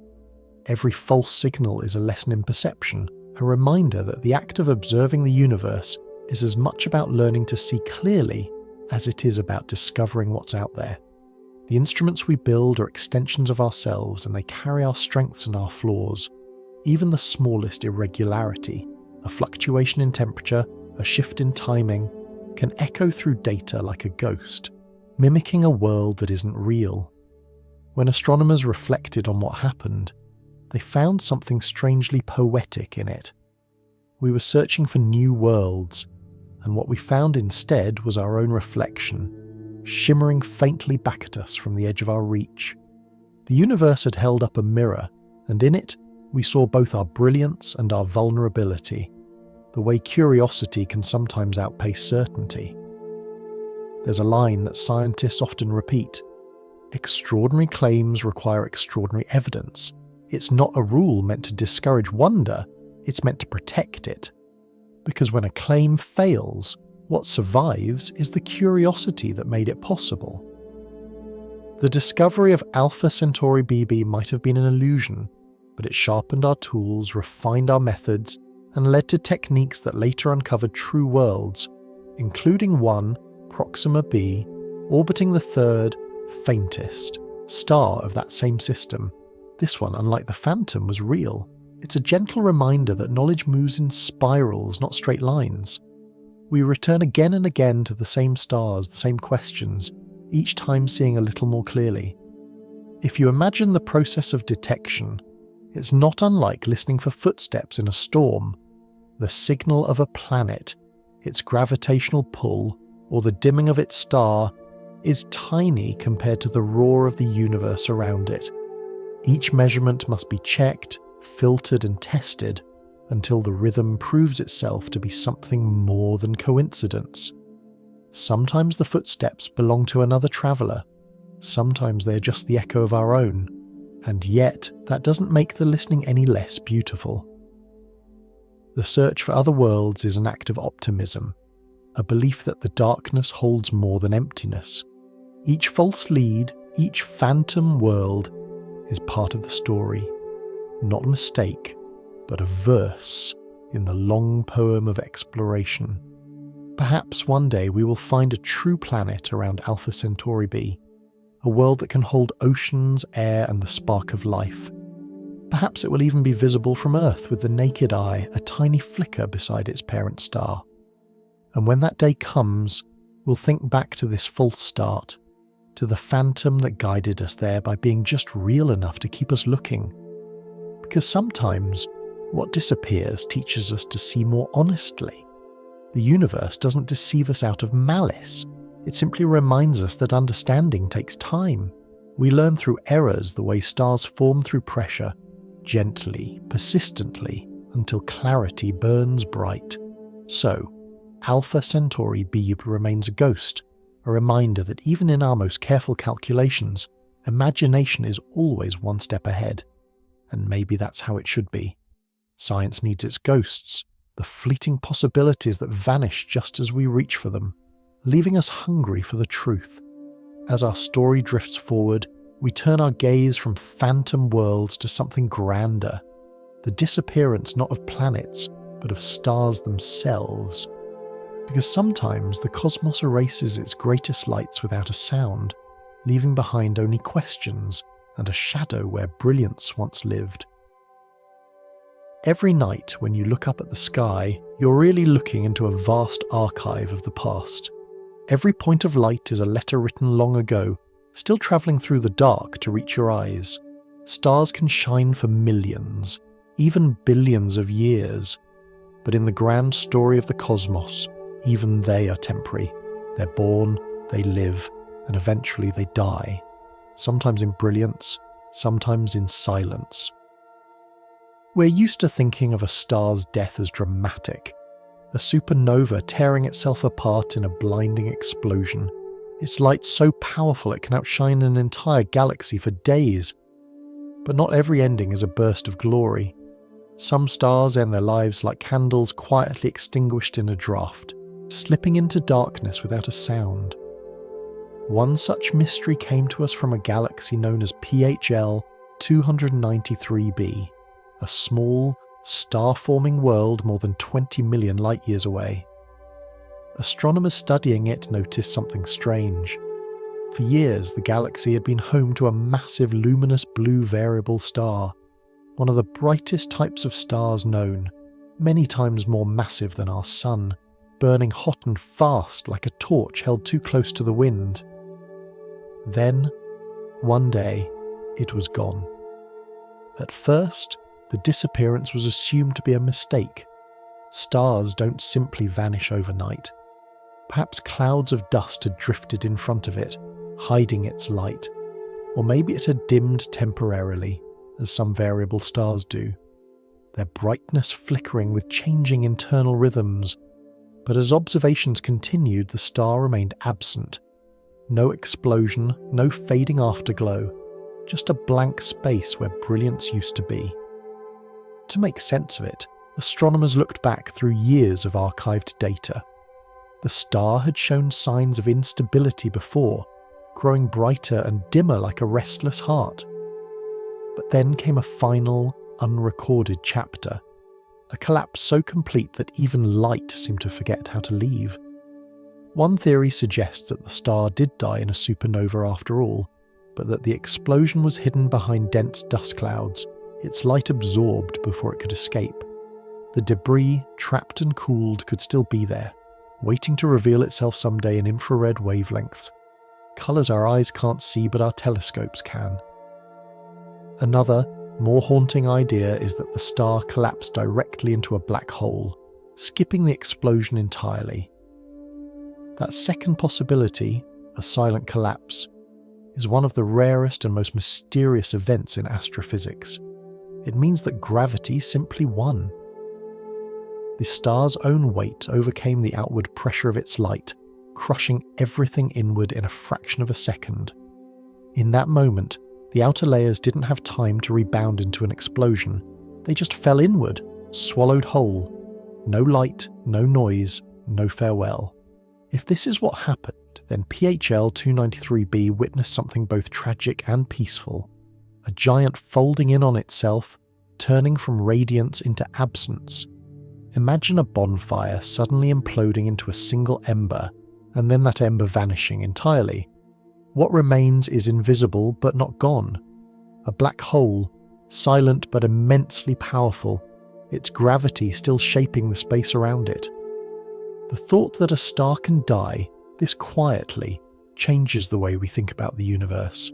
We often associate endings with noise, with spectacle, with finality. But sometimes, the most profound transformations happen in silence. The universe doesn't always announce its changes, it simply shifts, and we notice later, piecing together the echoes. In a way, that's what makes astronomy such a human science. We're always working backward, interpreting traces, reading light like archaeologists of the sky.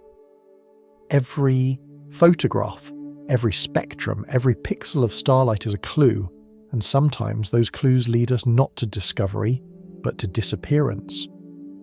The missing star of PHL 293b isn't the first time we've seen something vanish, and it won't be the last. Across the cosmos, astronomers have noticed other stars dimming or flickering out in ways we don't fully understand. Some may be hidden by dust or debris, some may truly have collapsed into black holes without fanfare, and some may be illusions created by the vast distances and slow movements of cosmic time. The universe changing faster than our understanding can keep up. Still, there's something oddly comforting in this mystery. If a star can end quietly, maybe not all death is destruction. Maybe on some level it's just transformation. Energy and matter rearranging themselves into new forms. The atoms that once blazed in that blue giant will continue to shape the galaxy around it, drawn into new stars, new planets, and maybe, one day, into beings capable of looking back and wondering where that light went. It's easy to feel sadness when we think of something so magnificent disappearing, but the truth is, its story isn't over. The black hole that might now exist in its place could still influence the birth of new stars, its gravity stirring the clouds of gas around it. The silence after the light is not emptiness, it's potential. And perhaps, in the grand design of things, that's the universe's way of speaking to us. Not with explosions or signals, but with quiet reminders that endings and beginnings are often the same moments seen from different angles. The light that dies in one place reappears somewhere else, just transformed. So the star that died without a farewell becomes something more than a loss. It becomes a symbol of the universe's endless cycle. Brightness turning to shadow, shadow birthing new brightness, again and again. We might never know for certain what happened in that distant galaxy. The light from its final moment, if it existed, may have never reached us. But that doesn't make its story less real. Because even if no one saw it happen, somewhere far away, a giant took its final breath, folded into itself, and became part of something larger. And maybe, in the same quiet way, we are all doing the same, transforming endlessly in ways no one can see. From here, our story drifts toward the nature of sight itself, because in a universe filled with dust and distance, even light can play tricks on our eyes. The next mystery asks a different question. What if the things we think have disappeared are not gone at all, but simply hidden from view? If you've ever watched the sun sink behind a line of clouds, you know how light can deceive. The star itself disappears, yet the sky remains painted in its colours. Pink, gold, violet, fading softly into blue. The light still travels, even when its source is hidden. The universe is full of moments like that, illusions of absence, where things haven't truly vanished, they've only stepped behind a veil.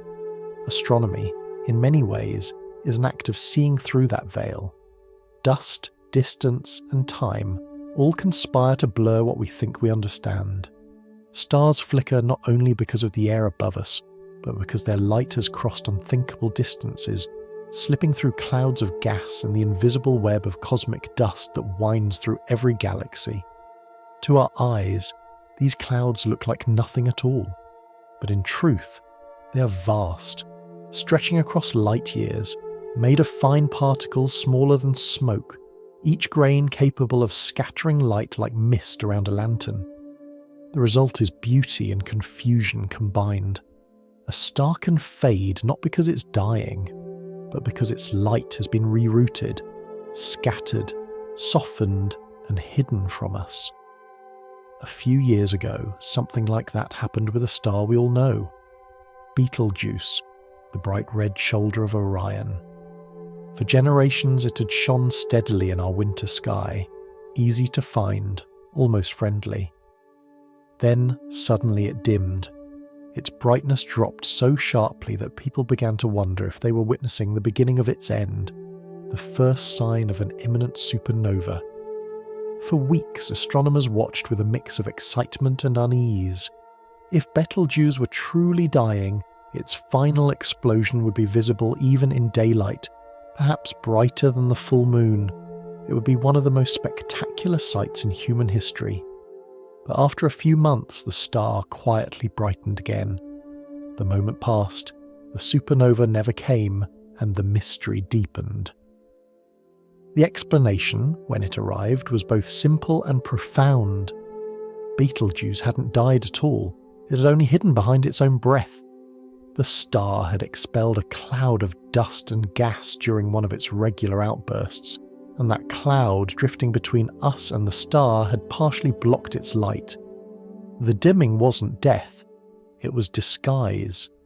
It's a gentle reminder that seeing is never simple. Even the clearest light can be filtered by time and matter. We look at the sky as if it were a window, but it's really more like a stained glass cathedral. Colours and shadows shifting as the light passes through different layers of space.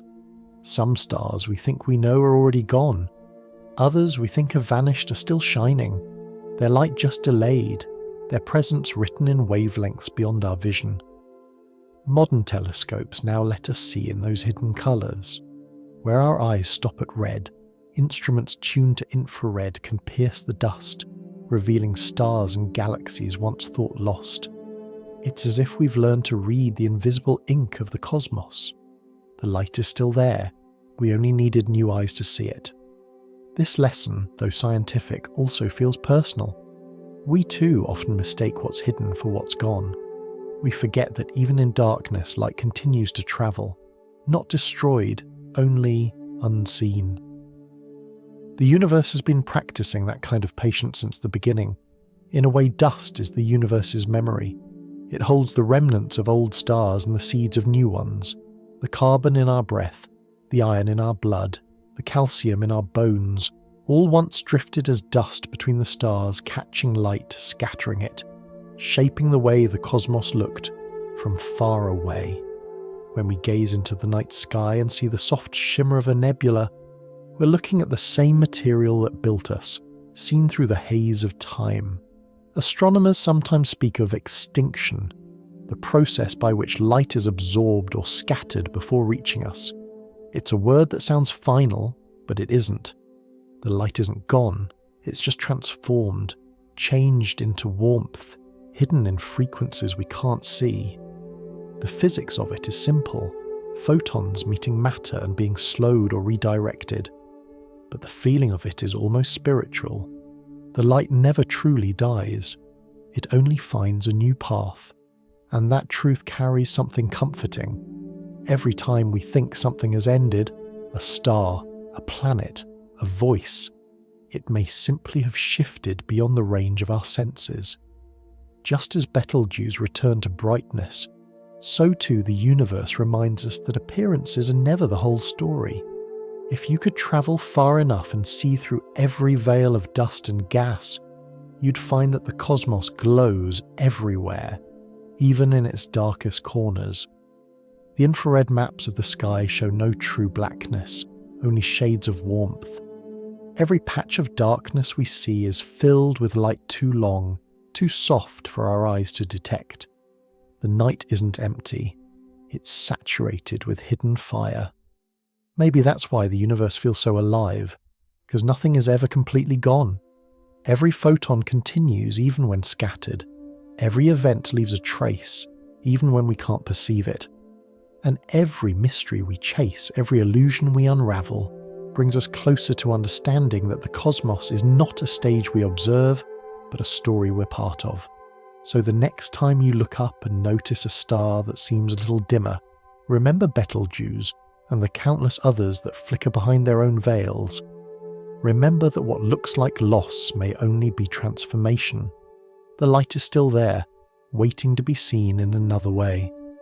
From here, our journey shifts again, from stars that hide to the ones we've built ourselves, the human-made explorers that drift into the same darkness, carrying our curiosity farther than light from any star. Some of them too have vanished from sight, leaving behind mysteries of their own, faint signals, strange motions, and puzzles that test even the laws of gravity itself. Before there were golden records and grand interstellar dreams, before we even had pictures of our whole planet from space, 2 small spacecraft began a quiet journey that would carry humanity farther than it had ever gone. Their names were Pioneer 10 and Pioneer 11, and they were our first messengers to the outer solar system. Simple, sturdy explorers built with the calm confidence of the 1970s, long before we knew just how vast the dark beyond the planets would feel. Each was no bigger than a small car, mostly aluminum and antenna, more patience than power. They launched from Cape Canaveral at the dawn of a new decade, Pioneer 10 in 1972, Pioneer 11 the following year. Their mission was to pass the gas giants, study them up close, and then keep going, coasting forever into the unknown. They carried no return ticket, only a trajectory that would lead them away from the sun, out of its warmth and into the long night between stars. For a time, they were celebrities. Pioneer 10 was the first craft to cross the asteroid belt, that invisible minefield once thought impassable, and then the first to encounter Jupiter. It sent back images so detailed they startled the world. Bands of colour swirling across the planet's enormous face, storms bigger than Earth itself spinning like white eyes in the clouds. Pioneer 11 followed soon after, passing both Jupiter and Saturn, showing us their rings and moons for the first time. And then, after their work was done, the pioneers kept going. No more cameras, no more spectacular photos, just faint signals, beamed home through the static, growing weaker as the distance grew. Engineers adjusted their antennas, straining to catch every whisper. Each time a message arrived, it was a conversation between worlds. Earth asking, "Are you still there?" And the spacecraft replying with a pulse of data that said, "Yes, still travelling." As they moved farther from the sun, their power faded. The radioisotope generators that kept them alive, small warm hearts of decaying metal, slowly lost strength. At first, the signal delay between command and reply was only minutes, then hours. Then it became an entire day before a question sent from Earth would receive an answer. Communication became less like a dialogue and more like a kind of prayer. One side speaking, uncertain if the other could still hear. In those last years, something odd began to happen. The pioneers were slowing down, not enough to worry about at first, but enough that navigators noticed. Their velocity didn't match predictions. It was as though a faint invisible hand were tugging them backward, slowing their departure by a tiny but measurable amount. It wasn't friction. There was nothing out there to slow them. It wasn't gravity. All known forces had already been accounted for. The universe, it seemed, was applying a whisper of resistance that no one could explain. The effect was minuscule, a deceleration of only a few billionths of a meter each second, so small that it would take years to notice. But over time, it added up. The spacecraft weren't quite where they should have been. Astronomers recalculated, checked their instruments, recalibrated their computers. Still, the anomaly persisted. And so, the pioneers, our first great travellers, carried with them not just our hopes, but a mystery. Long after their cameras had shut down, they continued to teach us something profound. Even in the emptiest parts of space, there are still questions. It's hard not to feel a kind of tenderness when thinking of those craft now. The first emissaries to leave our solar system, moving silently through a place where sunlight is only a distant echo. Each carries a small gold plaque attached to its side, designed by Carl Sagan and his colleagues. The plaque shows a map of pulsars, cosmic beacons that mark our location, and the figures of a man and a woman standing beside the spacecraft itself. It's not a message of dominance or invitation, just introduction. This is who we are. This is where we came from. That plaque is now billions of kilometers away, drifting through a realm so cold and empty that it makes words like distance feel inadequate. Pioneer 10 has passed beyond the orbit of the outermost planets into interstellar space. Its signal, once a steady heartbeat in the noise, faded completely in 2003. Pioneer 11 went silent even earlier in 1995 after its antenna drifted out of alignment. Yet, somewhere, they both still sail on, ghost ships bound for no harbour, following paths that will carry them for millions of years between the stars. When you think about it, the pioneers are a kind of poetry made of metal. 2 sentences written by humanity, thrown gently into the dark. They are still moving outward at a speed of about 12 kilometers each second, fast enough to circle the Earth in less than an hour, yet impossibly slow compared to the distances they must cross. In about 2 million years, Pioneer 10 will pass near a dim star in the constellation Taurus. By then, the plaque's gold surface will have been worn by micrometeoroids and cosmic dust, its message faint but still intact, an echo of our existence carried farther than any other artifact we've ever made. What makes the story of the Pioneer so quietly powerful isn't just the distances they've travelled, but what they represent. They remind us that exploration isn't only about finding new places, it's about expressing curiosity. Every signal they sent back was a reminder that knowledge requires patience, and that even small machines can become symbols of courage. When the final data from Pioneer 10 reached Earth, it came from more than 12 billion kilometers away. The signal was so faint that it arrived with the strength of a snowflake landing on a field. Yet our receivers, vast dishes in the desert, could still hear it. That tiny whisper across the void said something more eloquent than any speech, that our need to know is stronger than the darkness that surrounds us. Even now, as newer spacecraft like Voyager and New Horizons have taken their place, the pioneers remain the first, the originals. They taught us how to listen across unimaginable distances, how to let go without losing connection. They are proof that sometimes, even in silence, communication continues, not in words, but in presence. And somewhere beyond the reach of sunlight, 2 small craft keep going, still tracing their slow arcs outward, their antennas long turned toward a home that can no longer hear them. Their journey is endless, their purpose fulfilled, their silence profound. From here, our story drifts deeper into the mystery they left behind. That faint, persistent slowing, the puzzle that puzzled scientists for decades, and the elegant, almost poetic explanation that finally revealed itself in the warmth of their own fading glow. Every great journey leaves a question behind. For the pioneers, it was the faintest of mysteries, a slowing so small it could only be noticed after years of watching. A whisper in the data, a hesitation in their motion. To most of us, it would seem meaningless. But to the scientists who had spent decades tracking these quiet voyages, that tiny inconsistency became a doorway into one of the most delicate puzzles in modern astronomy. The numbers were simple on paper. The pioneers were moving just a little slower than expected. Only a fraction of a fraction off course, a change so small it would take 1 billion years to add up to anything noticeable. But in science, even the smallest deviation can shake the foundations of certainty. The universe, as we understand it, runs on patterns: gravity, momentum, thermodynamics, each one tested and trusted. And here was a pair of spacecraft that seemed to whisper that something was slightly off.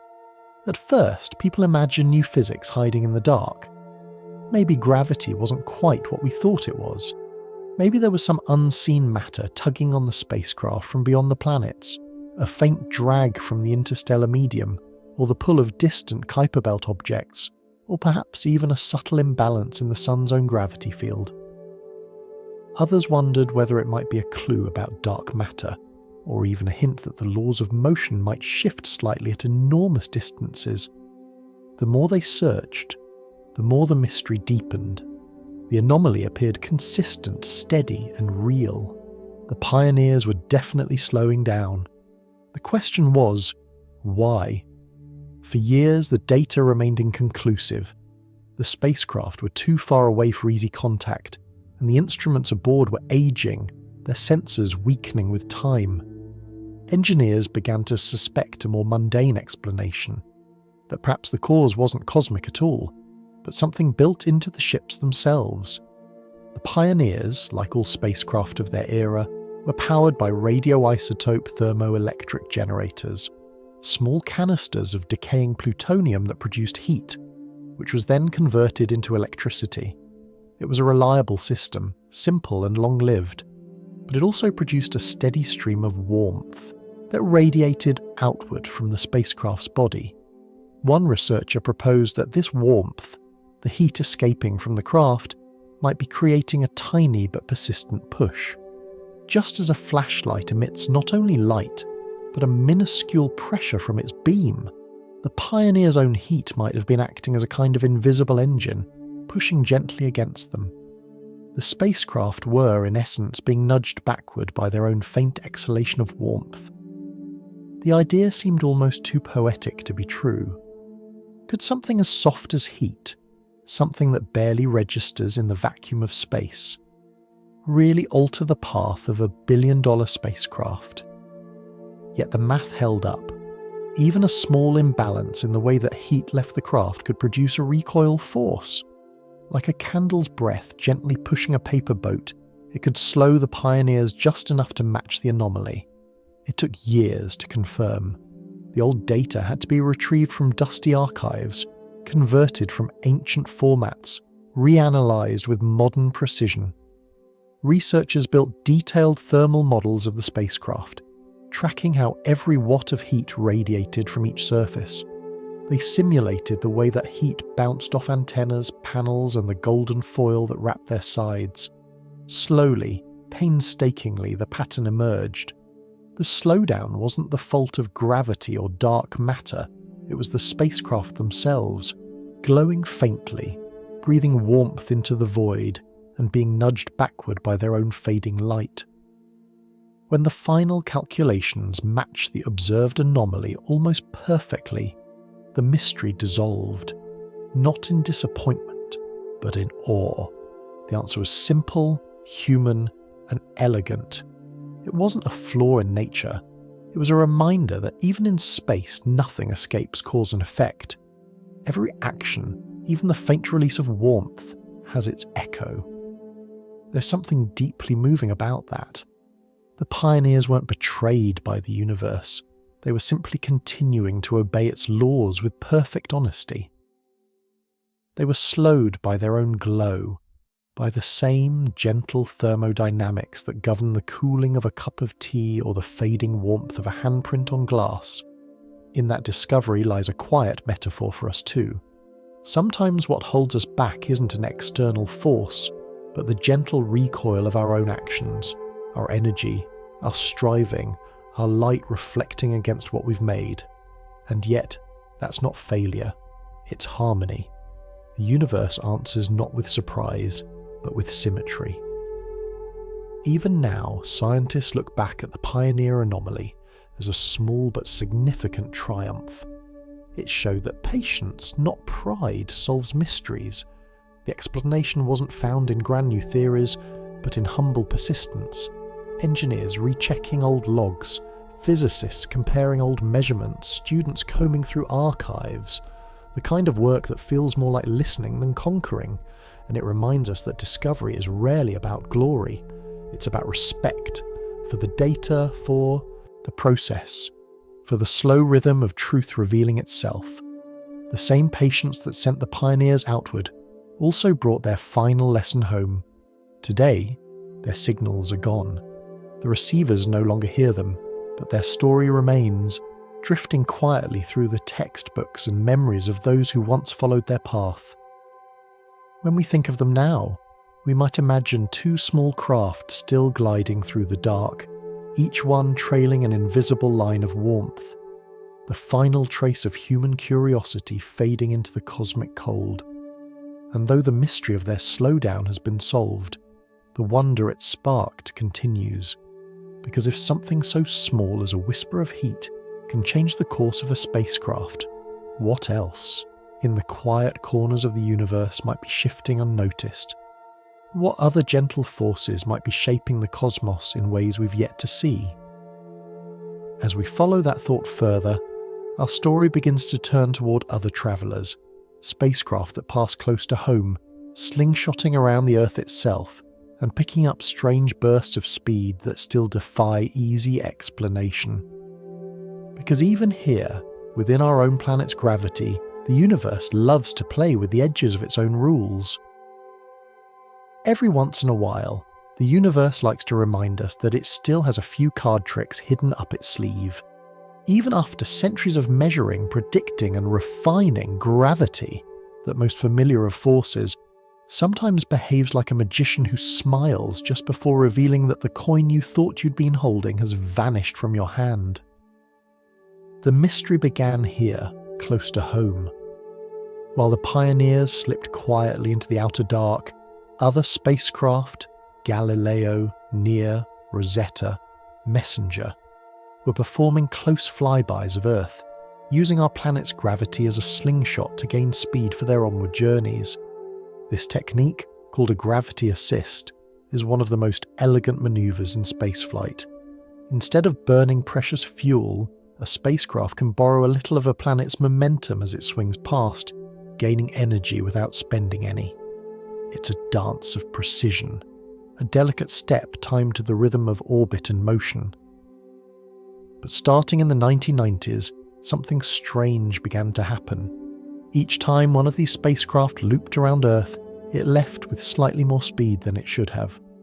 The increase was tiny, just a few millimeters per second, the kind of difference that would be invisible to the eye.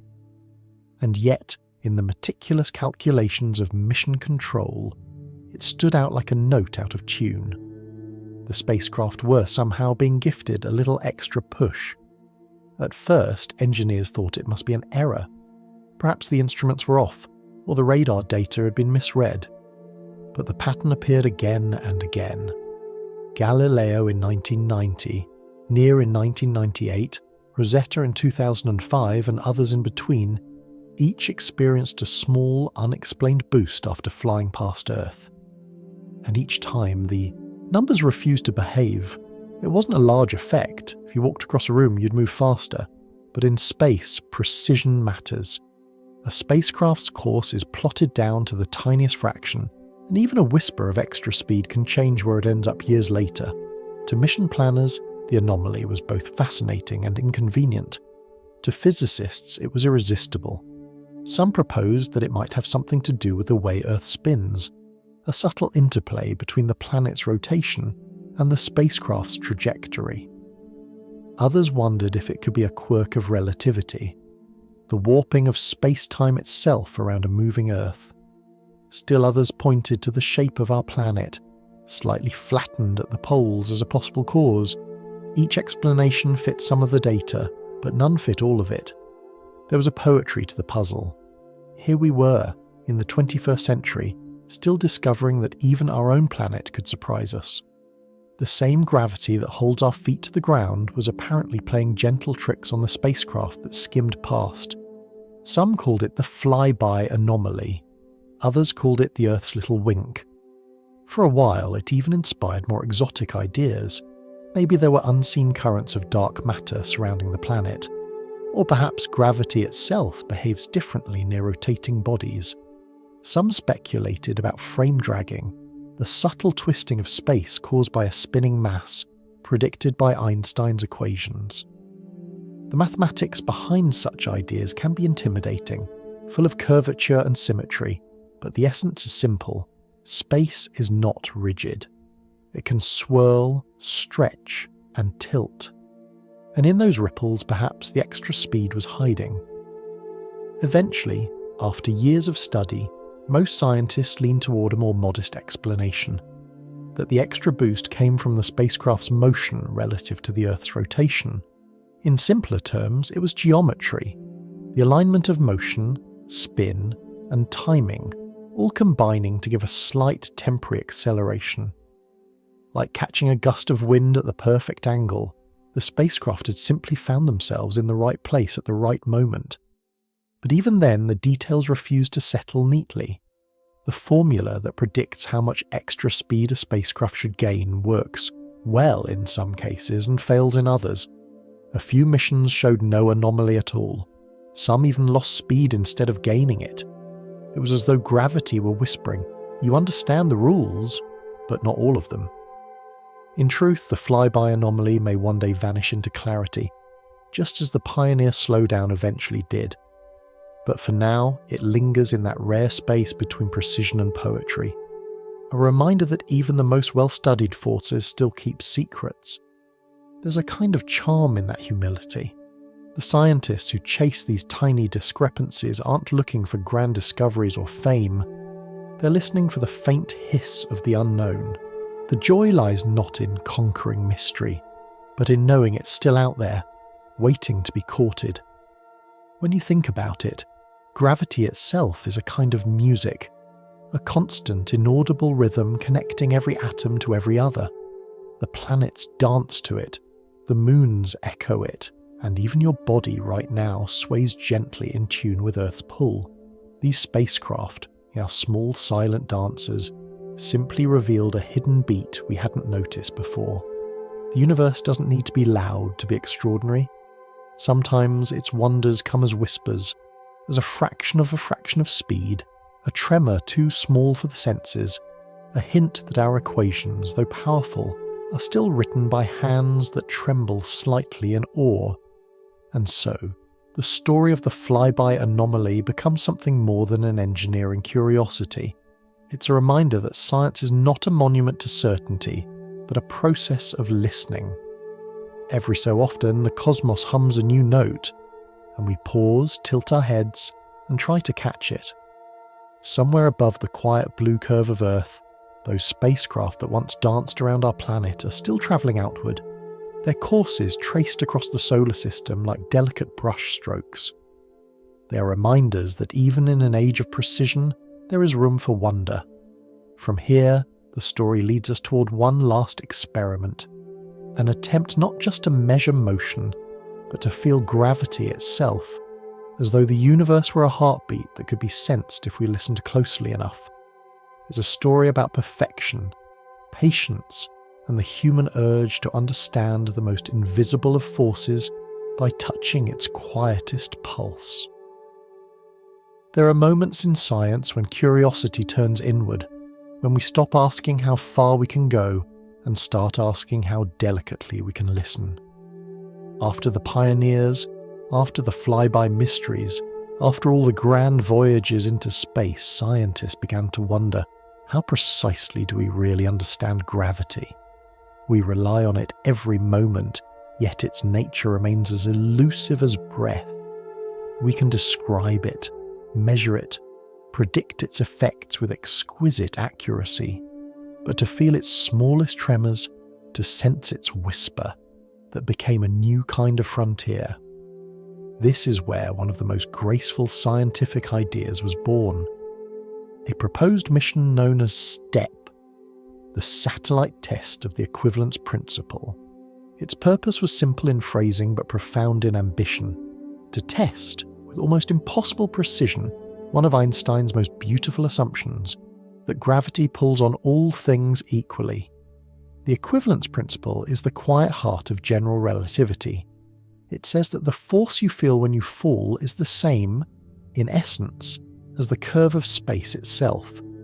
That a feather, a hammer, and a planet all move along the same invisible paths shaped by the bending of space-time. Galileo demonstrated it centuries ago, dropping different objects from the Tower of Pisa. Later, Apollo astronauts proved it again on the Moon, releasing a feather and hammer in the lunar stillness and watching them touch the dust together. But physics thrives on precision, and precision thrives on doubt. What if, deep down, gravity wasn't quite as impartial as it seems? What if, hidden beyond the 12th decimal place, there was a difference so faint it had escaped us for centuries?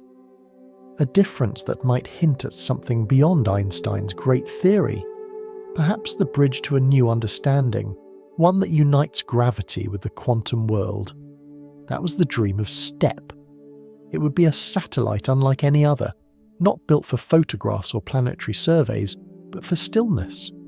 It would orbit the Earth in silence, carrying within it 4 tiny test masses made of different materials: platinum, titanium, niobium, and one other, chosen for contrast. Each would float freely inside a chamber, untouched by air or friction, suspended only by electromagnetic fields. The idea was breathtakingly simple. If gravity truly pulls on all objects equally, then as the satellite falls around the Earth, those test masses should drift together, staying perfectly aligned. But if even one of them moved a fraction differently, if one fell a whisper faster or slower, it would mean the equivalence principle had been broken. The expected difference, if it existed, would be unbelievably small, about 1 part in a trillion trillion. Imagine measuring the difference between 2 objects falling side by side for thousands of kilometers and finding that one lags behind by less than the width of a single atom. That was the level of sensitivity STEP aimed to reach. To achieve it, the satellite would have to be the quietest laboratory ever made. Every vibration, every fluctuation in temperature, every breath of sunlight or shadow would have to be controlled. Even the spacecraft's own warmth, like the Pioneer's faint heat recoil, could interfere. Engineers imagined insulating it so thoroughly that it would float in near-perfect stillness, like a leaf drifting in the calm centre of a pond. At the heart of STEP would be instruments so delicate they could detect a change in position smaller than a proton's width, a tremor in the geometry of space itself. One physicist described it as building a clock so sensitive it could hear the heartbeat of the universe. It's hard not to be humbled by such an experiment, not because of its complexity, but because of what it represents: humanity's desire to listen more closely to the universe, even when it's already whispering truths we think we understand. For decades, the project lingered between dream and reality. It was proposed, designed, revised, and postponed as funding and priorities shifted. But its spirit lives on in other missions, in tests like Microscope, a French satellite launched in the 2010s that carried out a similar idea. The results, astonishingly, show that Einstein's principle holds true to better than 1 part in 10,000 trillion. If there is a flaw in the universe's symmetry, it hides deeper than even our best instruments can yet see. But STEP's legacy isn't just in numbers or precision, it's in philosophy. It asks a question that every scientist and perhaps every person faces at some point. When do we stop testing perfection? If a law seems flawless, do we still search for its cracks?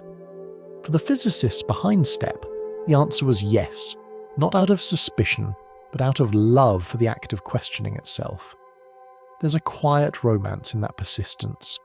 Imagine spending your career designing a machine to measure something that may never reveal a flaw, a test that might only ever confirm what we already know. Yet they pursued it anyway, because certainty too deserves to be tested. The more precisely we measure, the more profound our ignorance becomes. Every layer of understanding uncovers another, deeper layer we hadn't known was there. It's as if the universe is a vast, shimmering tapestry, and every time we trace one thread, it leads to a finer one beneath it, a pattern woven beyond comprehension, yet endlessly inviting. To test gravity's whisper is, in some sense, to test ourselves, our patience, our faith in detail, our willingness to believe that even the smallest differences matter. It's a reminder that truth isn't always found in explosions or discoveries, but in silence, in the spaces where we stop to listen to what the universe isn't saying. If gravity does have secrets left to tell, it will not shout them. It will murmur them through tiny displacements, through the faint drift of matter in perfect stillness, through experiments like STEP that turn curiosity into devotion. And as we reach that level of listening, so deep, so refined that even silence becomes a kind of data, we find ourselves approaching the edge of what can be known at all. Beyond it lies not ignorance, but humility. The realization that the closer we come to understanding everything, the more we feel the infinite stretching quietly ahead of us. From here, our story begins to open into that horizon, the place where knowledge and mystery meet. Because even after all we've measured, all we've calculated, all we've sent into the dark, the universe remains one step ahead, smiling softly as if to say, "You've learned to hear my whisper. Now listen to the silence beyond it." If you've ever stood by the ocean and tried to follow the horizon with your eyes, you know the feeling, that subtle ache of distance, the line that is always there but never closer. The universe has its own horizon too, and like the seas, it marks both a boundary and a promise. It's not an edge in the physical sense. There are no walls, no ends, no cliffs. It's simply the farthest point from which light has had time to reach us since the beginning of everything. Beyond it, the cosmos continues. We just can't see it yet. Astronomers call this the cosmic horizon, and it sits at roughly 46 billion light-years in every direction. That number, though vast, is just a way of saying, this is as far as light can whisper to us since the universe's first dawn. Beyond that invisible line, galaxies drift away faster than their light can ever catch up. They still exist, bright, alive, full of stars, but to us they are already part of a silence we can never cross. It's a humbling thing, to know that even with our greatest telescopes we can only see a fraction of what is. Every photon that reaches our eyes is a survivor from the past, a traveller that left home billions of years ago and has been stretched thin by time. What we call the observable universe is just one glowing bubble inside a much larger, perhaps infinite sea of being. And that horizon, that unreachable edge, is where understanding gives way to imagination. But imagination, when guided by curiosity, becomes the next tool of science. Even if we can't see beyond the horizon, we can still sense its influence in subtle ways. One of those ways is through something called the Hubble tension, a small but persistent disagreement between two ways of measuring how fast the universe is expanding.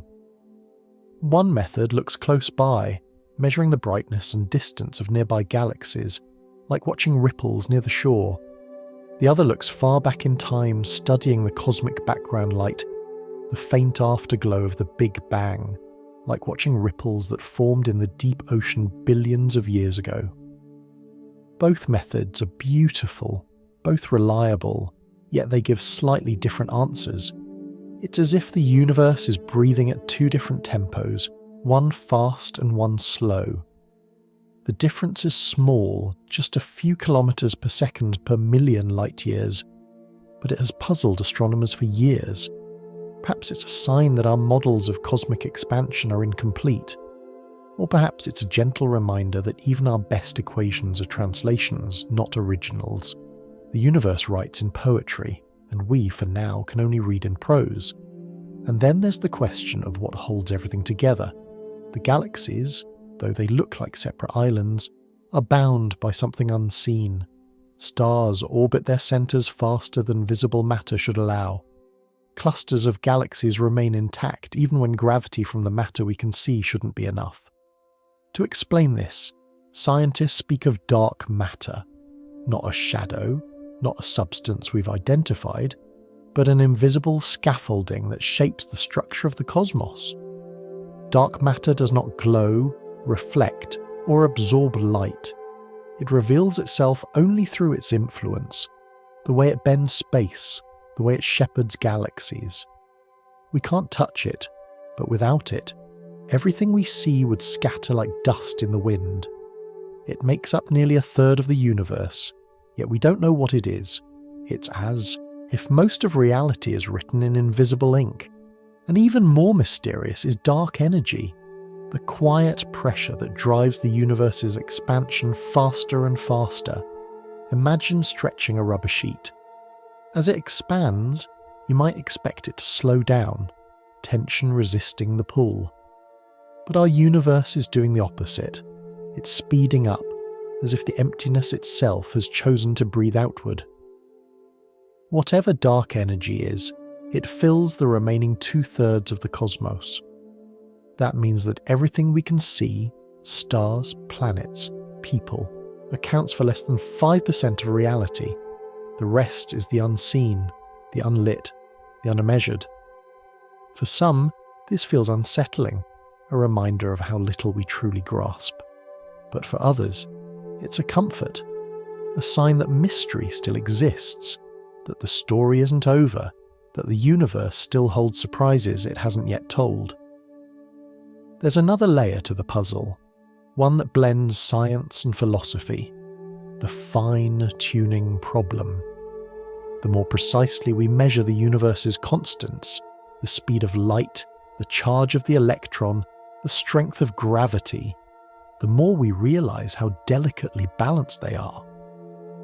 If any one of them were even slightly different, stars might not form, atoms might not hold together, and life, as we know it, would never have appeared. It's as though the universe was written with exactly the right pen pressure, not too strong, not too faint, to let complexity emerge. Some scientists call this coincidence. Others wonder whether it's a clue to something larger, perhaps a multiverse, a vast ensemble of universes, each with its own laws. In that grand orchestra, our cosmos might be just one note that happens to play in tune with life. Another possibility, gentler and perhaps more poetic, is that the universe is a kind of self-sustaining symmetry. It didn't need to be fine-tuned for us. Rather, we exist because it happened to be stable enough for observers like us to arise and notice it. We are, in a way, the consciousness of the cosmos, looking back at itself and asking why it fits together so well. All these ideas, the Hubble tension, dark matter, dark energy, fine-tuning, are the threads that stretch between what we know and what we can only imagine. They remind us that science doesn't end at certainty. It grows stronger at the edge of uncertainty, where questions bloom like stars in the night sky. If you ever feel small while thinking about these things, remember this: smallness isn't insignificance, it's intimacy. To live inside a mystery so vast that it humbles even the brightest minds is to be part of something sacred.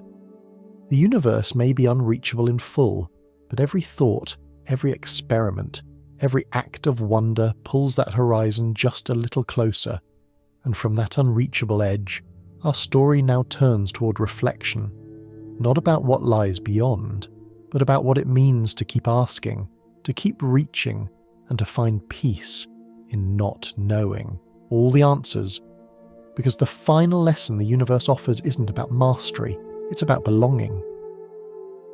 If you were to gather everything we know about the universe, every equation, every photograph, every grain of data caught by human hands, and lay it all out before you, it would look less like a complete picture and more like a vast jigsaw puzzle missing most of its pieces. Some corners are filled in beautifully. We've traced the outlines of galaxies, the dance of atoms, the slow drift of time. But so much remains blank. The edges blur, the colours fade, and what we can see often raises more questions than it answers. And yet, somehow, that incompleteness feels right. The universe was never meant to be solved like a problem. It was meant to be experienced like a mystery, a landscape that unfolds slowly, its beauty living not in the answers, but in the search itself. Think of what we've already uncovered. We began this journey wondering why the night sky is dark. Along the way, we met the paradoxes of light and time, the expansion of space, the fading of stars, and the silence between worlds. We listened for voices that may never call back, and we sent our own. Songs, laughter, and the heartbeat of our species drifting endlessly outward. We built machines that outlived us, whispering faintly across the void, and we watched them reveal secrets even in their fading. We followed gravity's quiet puzzles, and we learned that sometimes truth hides in the smallest forces, in the warmth of a spacecraft, or in the almost undetectable drift of an orbit. And still, beyond all those discoveries, there's the horizon, the unreachable edge, reminding us that mystery is not something to fear, but something to live with. Perhaps that's what knowledge really is, not the conquest of the unknown, but a friendship with it. The more we learn, the more we realise how vast the silence truly is, and how lucky we are to be here, listening. When you look at the night sky, every star you see is an answer that also asks a question. The starlight that reaches your eyes tonight began its journey before you were born, before your parents, before the earliest stories ever told. In that sense, the universe has been speaking to us all along, not in language, but in presence. We sometimes imagine that we're separate from it, tiny observers gazing outward at something bigger than ourselves. But we're not outside the story. We are the story. Every atom in your body was once part of a star. Hydrogen fused in some ancient sun, carbon and oxygen forged in a supernova's dying breath. The calcium in your bones, the iron in your blood, the gold on your ring, all of it once glowed as starlight. You're not standing beneath the cosmos, you're standing within it. When we say we are made of stardust, it's not a metaphor, it's chemistry, quiet and undeniable. The elements that fill your lungs when you breathe tonight are the same that burn in the hearts of distant suns. The same physics that guides galaxies in their slow spirals also guides the rhythm of your heartbeat. In a very real sense, the universe is thinking about itself when you wonder where it all came from. There's something tender in that realization.